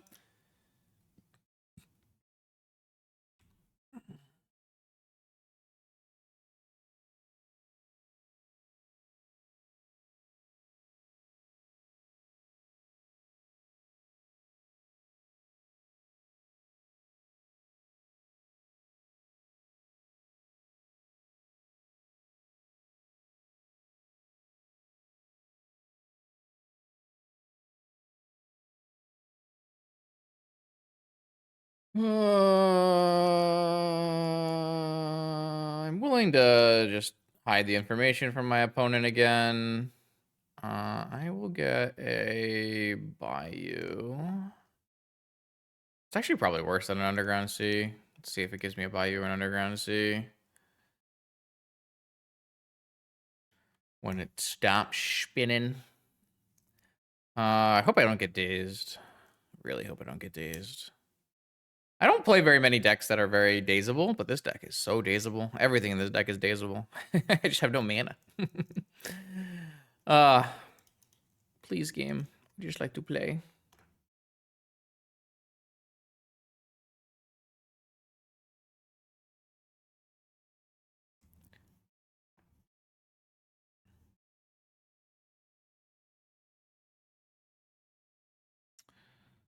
All right. I have to keep this Lorraine revealed because it's my blue card. 2 dismembers. I don't hate that. Black, blue, frag. Please don't daze me. Or have like force spell pierce or something. Spell pierce shouldn't be very good against me in general. I guess it hits the monument, but I'm mostly a creature deck. All right. Am I getting pushed?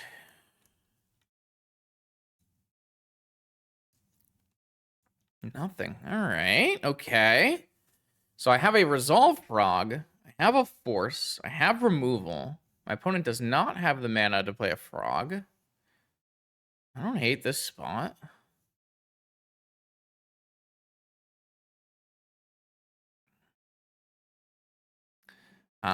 Momentum Breaker. Man, this card is just nuts. It's so good against me. Okay, yeah, Momentum Breaker. I gotta force it. If they force back, I lose my Frog, and I'm pretty dead. Yeah, I mean, Momentum Breaker. That's a card. It's really good.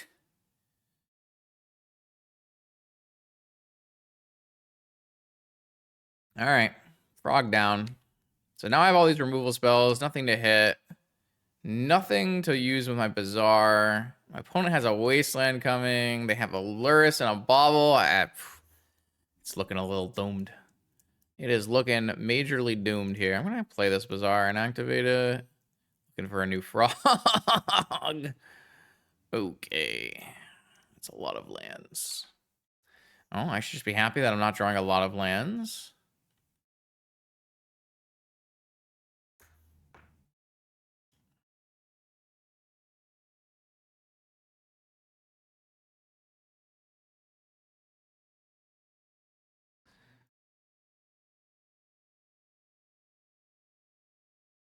No, I didn't get waste. So they missed their land drop. They didn't wasteland my Bazaar. That means that maybe they have a... They probably have a Bowmaster then.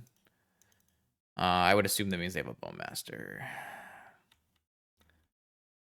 I wasn't activating this Bazaar anyways because I don't have any real reason to. But I am in trouble. Deathwatch Shaman not getting artifacts is so annoying. Also doesn't get enchantments. Where's my Scavenging Ooze or what's the raccoon? The green one. That card's a 7/7 and it gets every card out of the yard. Brainstorm. All right. Could Brainstorm lock yourself, but I guess it's end of turn. It's probably not that big a deal. X they could Lorraine revealed as well off of this strip mine. All right. No, we're redrawing the Brainstorm cards. Did you find a land? Found a Bauble. That'll help you draw through your Brainstorm card. So not locked.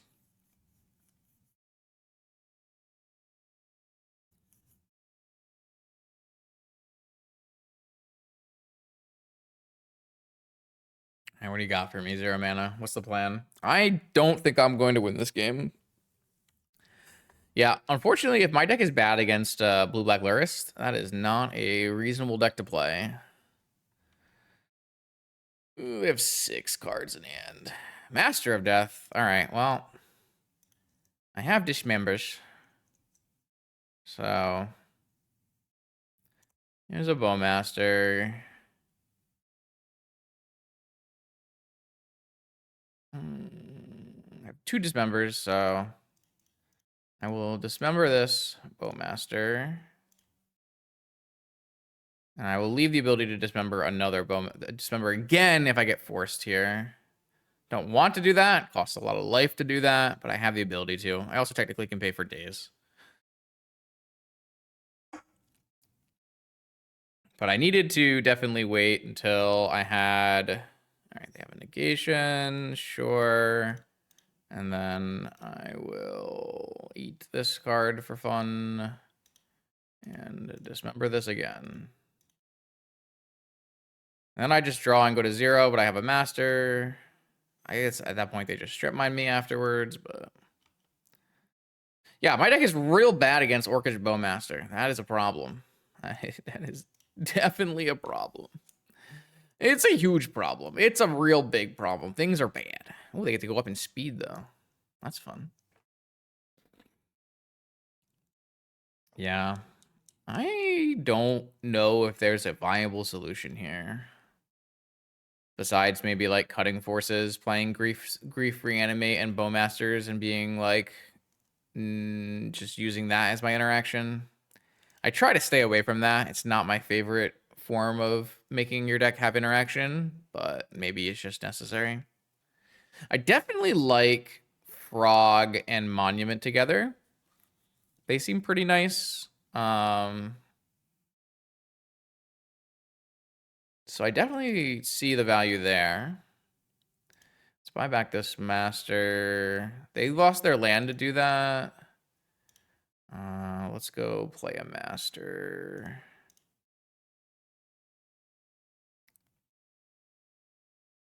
Surveil. Land. Oh, I don't want either of those. Maybe I have too many lands in my deck. I don't know.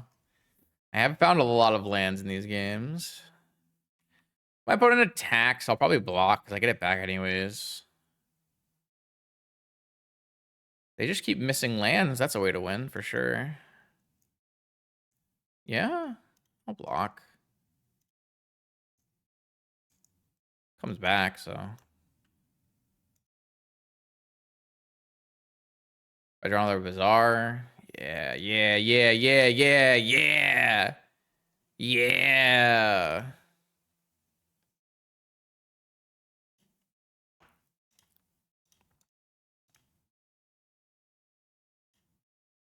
I'm gonna eat their Bowmaster. I guess eating Bowmaster is pretty good. Gains life, stops him from recurring that. Keep him a little bit farther away from Treasure Cruise. Also gives me life to use to master. They hit the land drop, so is it frog time? Looks like frog time. Frog time is bad for me, for anyone keeping track.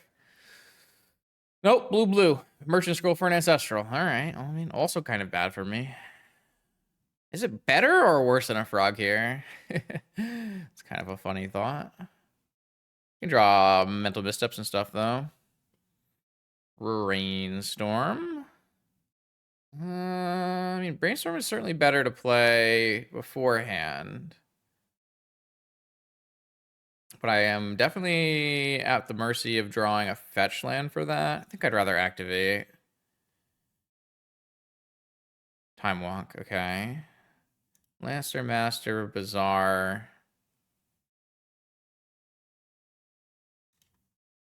Let's cast a Brainstorm. Okay, I found a Dig Through Time. I don't think I want a second Bazaar. I think what I want to do is I want to cycle this, get a land, Time Walk, go to my next turn, return my masters, and see where we go. Where do we go from here? 7 life. I'm skirting on the edge of how much life I should have here. Let's see. Let's activate first with these masters. I don't need them. Maybe I should keep one for this force. Kind of don't want to. How many fetches do I have left? Not that many, right?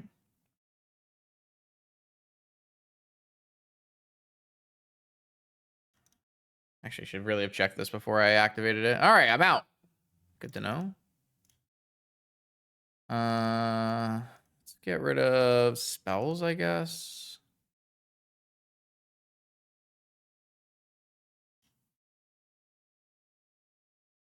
Dig. Cruise. Mental misstep. Force. Hollow one. Maybe cruise will get me there.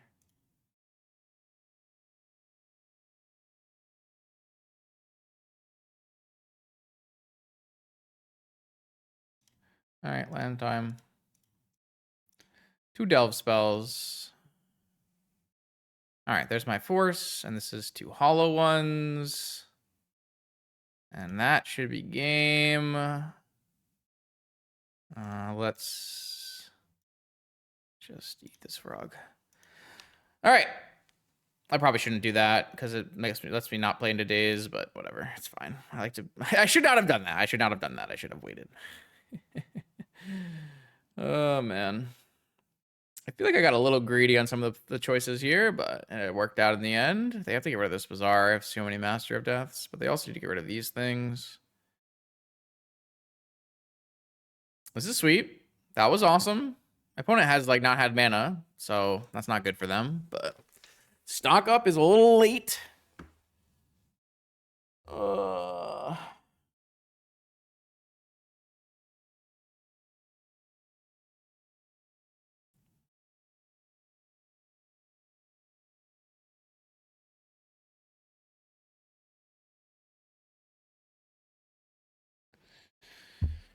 right. So now it's my turn. I've got 2 attacks to win between 8 damage, and a Deathrite Shaman. Oh, I guess with Mass Monument, it might be even more. So let's go play a Monument. Activate the Monument. Discard 3 Master of Deaths. Or get a treasure and get a lose life.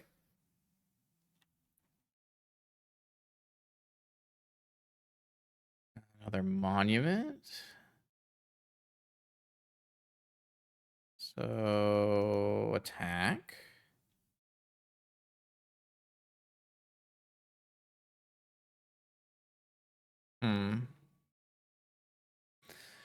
I want to be able to do another Monument. Maybe I just should.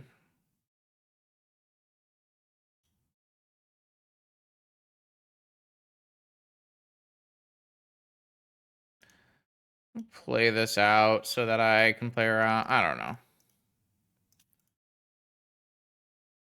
All right. I got a lot of Monuments. I got a lot of hollow ones. I have a force technically still. Even if they were to wipe my board, pretty sure we would still win. I have no Masters. Oh, I can't make any mana off my Death Shaman anymore. That's something. Ancestral. That's fine, because I need to force like a Bowmaster, right?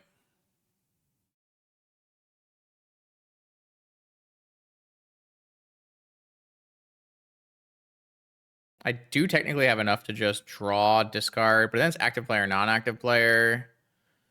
So the Bowmaster, I gotta be careful about Bowmaster is my only thing, but this should just be winning. Real cool game. I mean, our opponent didn't get to do anything because they got kind of like brainstorm blocked and didn't have mana, so that's probably why this game was the way it was, but you know, we'll take any victory that looks like this at the end.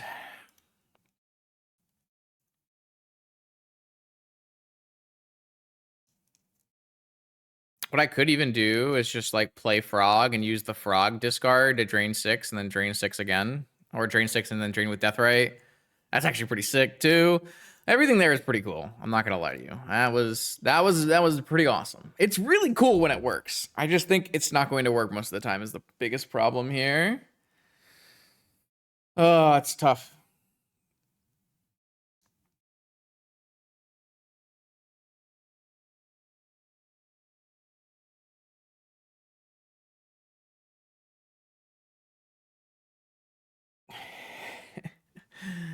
All right, all right. That was cool. I do think that Frog. I mean, Monument turning on all three with one bizarre activation is cool, but I do think the Frog interaction might even be better, just because you can do it on each turn, so you can pick and choose a little bit more.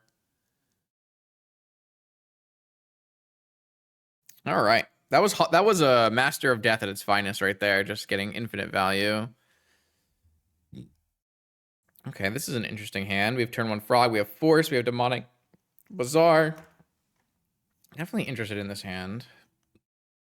It has some issues because, like I said, if we go all in on Frog, my opponent has just so many ways to one, kill a Frog, and two, that's it. One, kill a Frog. It's just a lot of ways it can go wrong, you know? Uh-oh, Black Lotus. Blue mana. Blue mana. Black mana. Frog. Demonic Tutor. Demonic Tutor Ancestral. Demonic Tutor Ancestral with Force backup, maybe? Or with Spell Pierce backup or something? I'm going to force this. I do think Time Walk is good with Frog, but I think it's a little bit better for us to just try to stop our opponent from having an Ancestral here. Oh. Sapphire. Merchant Scroll. Ancestral. Maybe they DT'd for like a force or something? I don't know. I'm going to force this, though, so. They only have 3 cards left in their hand. All right, force. They're down to 1 card and then up to 4 cards. You got it.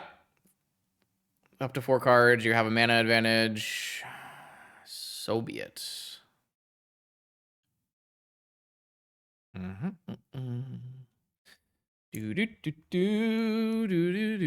Was this worth? Not sure. Man, I would like to DT for a Bazaar, but I don't know if I'm allowed to do that, so I am going to...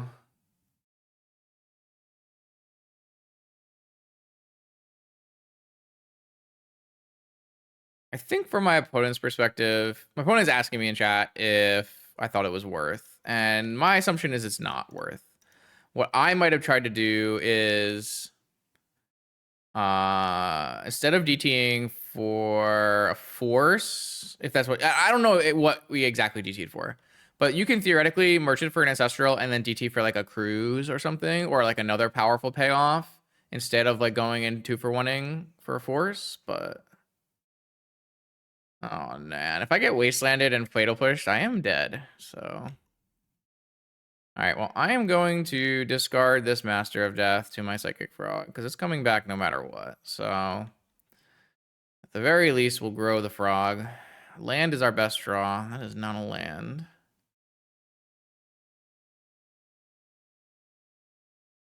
I am going to discard this Master of Death again. All right, got another draw. Land? Now I don't draw any lands. Before I draw a million lands, and now I don't draw any lands. No Bowmaster, though, so that's good. Don't know what's in my opponent's hand, then. Maybe a bunch of lands. I don't have a blue card for my force. There's Lurrus coming down the line here. They know my top card. I don't think we're favored from this spot, but we do have a big frog. All right, Lurrus is coming. I need to draw a blue card for this force. I do have 2 draws, though. Oh, I guess I have Master of Death. Oh, that's a blue card. That's a land.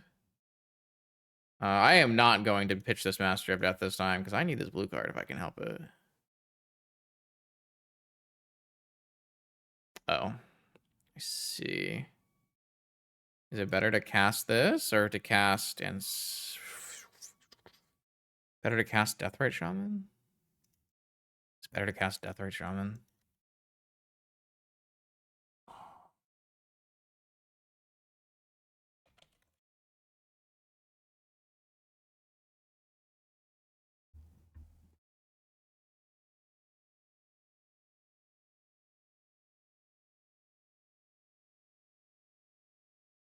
All right, you got Force backup for this or Daze backup or something?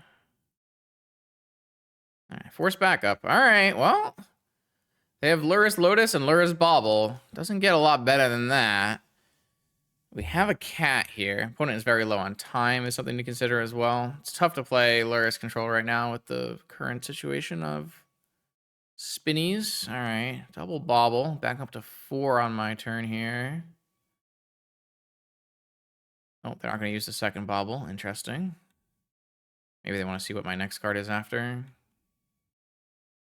Lotus. Wow. All right. So I like playing Lotus and then playing Ancestral and then demonicking for a Bazaar maybe. Ooh, a Monument.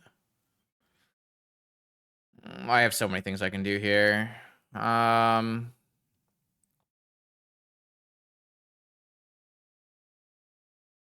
pretty sure I'm supposed to start by Treasure Cruising.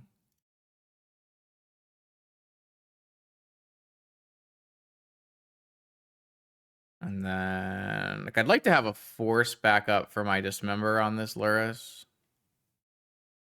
But I could also simply DT for a Bazaar here, which is really strong.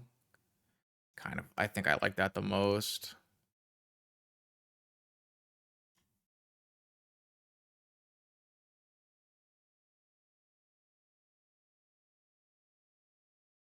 I actually don't have that many forces left, huh?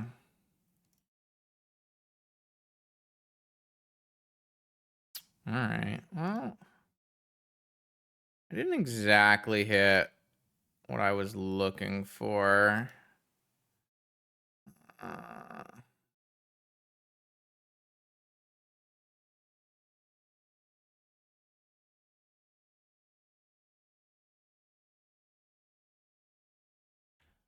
All right. I am not convinced that was like the best line I could have chosen from all of that. It was just the most intuitive line. I felt like using my huge graveyard to draw as many cards as possible before doing anything else seems like it makes the most sense for me. I obviously could have made sure my Dismember on Lurrus resolved by DTing for like a Force. But I was hoping to maybe like draw into the cards that I was trying to DT for theoretically, like cruising into a Bazaar or cruising into a Force, hitting the, if I hit either of those, then maybe Bazaar draws me into a Force or something like that. So like, yeah, there's a lot of things there that could have changed exactly what we were going to do. I definitely wanted to remove the Lurrus, but I was just like hoping maybe there was a way to get to remove it faster. From this spot though, I maybe should have kept the tropical instead of the second Bazaar because I can't play a monument right now. I was thinking maybe if I got wastelanded or something, I would want to be able to play a second, but I would be able to play another Bazaar, but I think that's actually worse. Oh, I didn't play the hollow one. Okay, well, I was doing too much talking and thinking.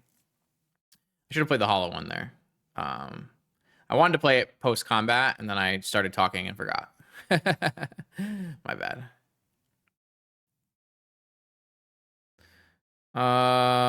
Yeah, that's really bad. Because this attack was like way more lethal. Sorry about that, chat. But yes, I wanted to play a hollow one post-combat there, not give away anything. Frog of their own with only 3 cards in hand. I have a Dismember.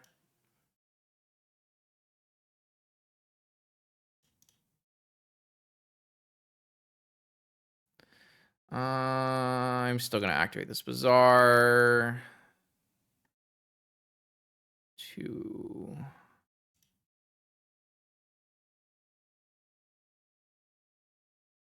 All right, maybe I could have won with like a Monument to Endurance here. I guess that's possible.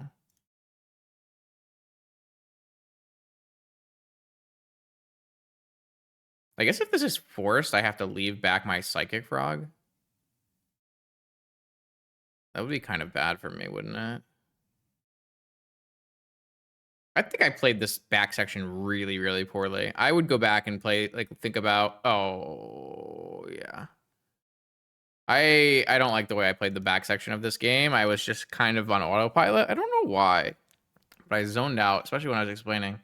I didn't really think any of these things through. I mean, there's certainly some upside of doing that when my opponent is that low on time, but I think I had I think I presented opportunities for my opponent to punish choices that I made here. And I didn't really play around anything, which is not a good sign.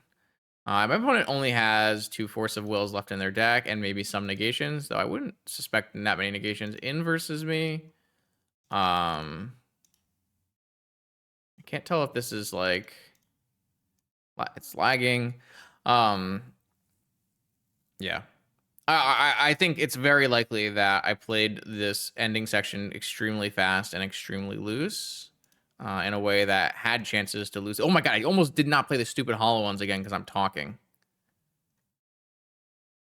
I again am playing this into days for no reason because I just keep forgetting to play the hollow ones. Crazy. Sorry about that.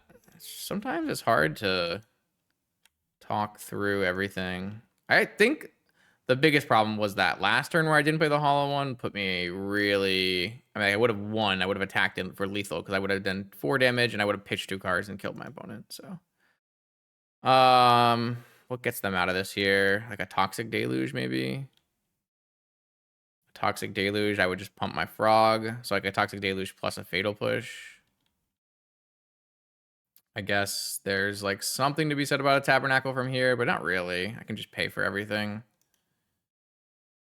Bowman is only 2 blockers. I can hop a frog, maybe, depending on what happens. Kind of a wild set. I definitely played very badly at the end and just used the power of my cards in my deck to win, which is something. But I'm definitely not activating this Bazaar at any point here.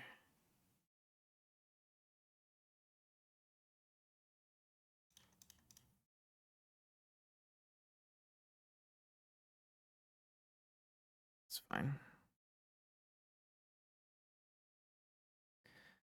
Hurkyl's Recall.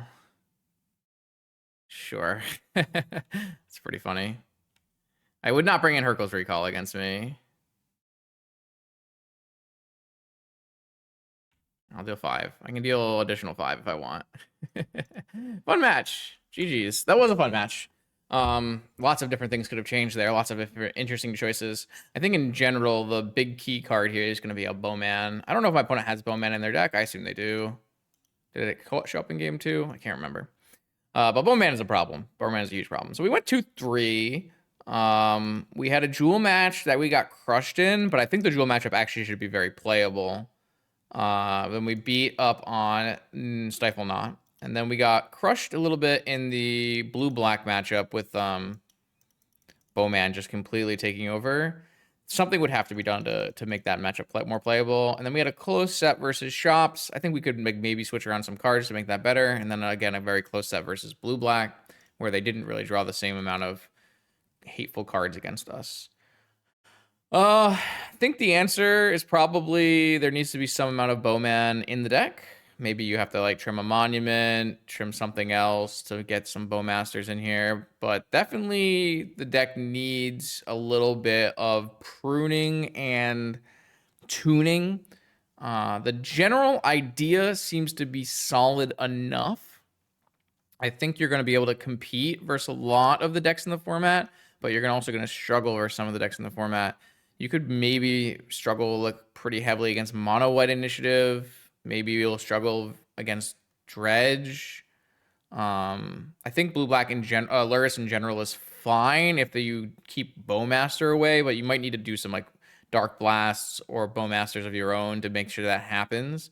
The problem with Bowmasters of your own is like you never have the mana to like Bowmaster in response to a Bowmaster, which is in response to a Bazaar. So it gets very hard. I do think Jewel is probably one of your best matchups. So yeah, this is a style of deck that's a little weird, but it certainly has, some vintage power in it with Frog and Hollow One. And, when you get the Monument and the Master of Deaths and the Bazaars all going, it's certainly strong. A lot of these games were like activate Bazaar into cast Cruise into cast Dig all in the same turn, get a million cards. So like you do have the same amount of like turbo, I guess not the same amount, but you can still do kind of turbo Xerox style stuff when you're just casting a bunch of Del spells and Ancestrals and everything. So and then you can just overwhelm them with forces. So yeah, I think not bad actually. This is a weak 2-3, but I think a decent display of what this deck is theoretically capable of, and honestly a reasonable showing for Monument. Whenever we were able to really put a Monument onto the stack and into play, it was always doing a lot. If you have a Frog, just we didn't actually have the point where you were like discarding Frog every turn to Monument, but like Monument Frog, drawing card each turn is very good. But then, of course, the full Monument activation off of every Bazaar. If you have 2 Bazaars and you're full activating your Monument, you're dealing 6 damage every turn cycle. Like, that's a lot. So maybe there's something else here where you don't play creatures and you play more of like Monument Bazaar Force Control deck. That could be a thing. The problem is always going to be making sure your mana works, because having mana and having Bazaar is a very hard combination. But here we did it pretty well. So hopefully you enjoyed this exploration into Aetherdrift's new cards, Monument to Endurance. I will have more leagues with more Aetherdrift cards in the future. New videos Monday, Wednesday, and Friday. I'll see you then.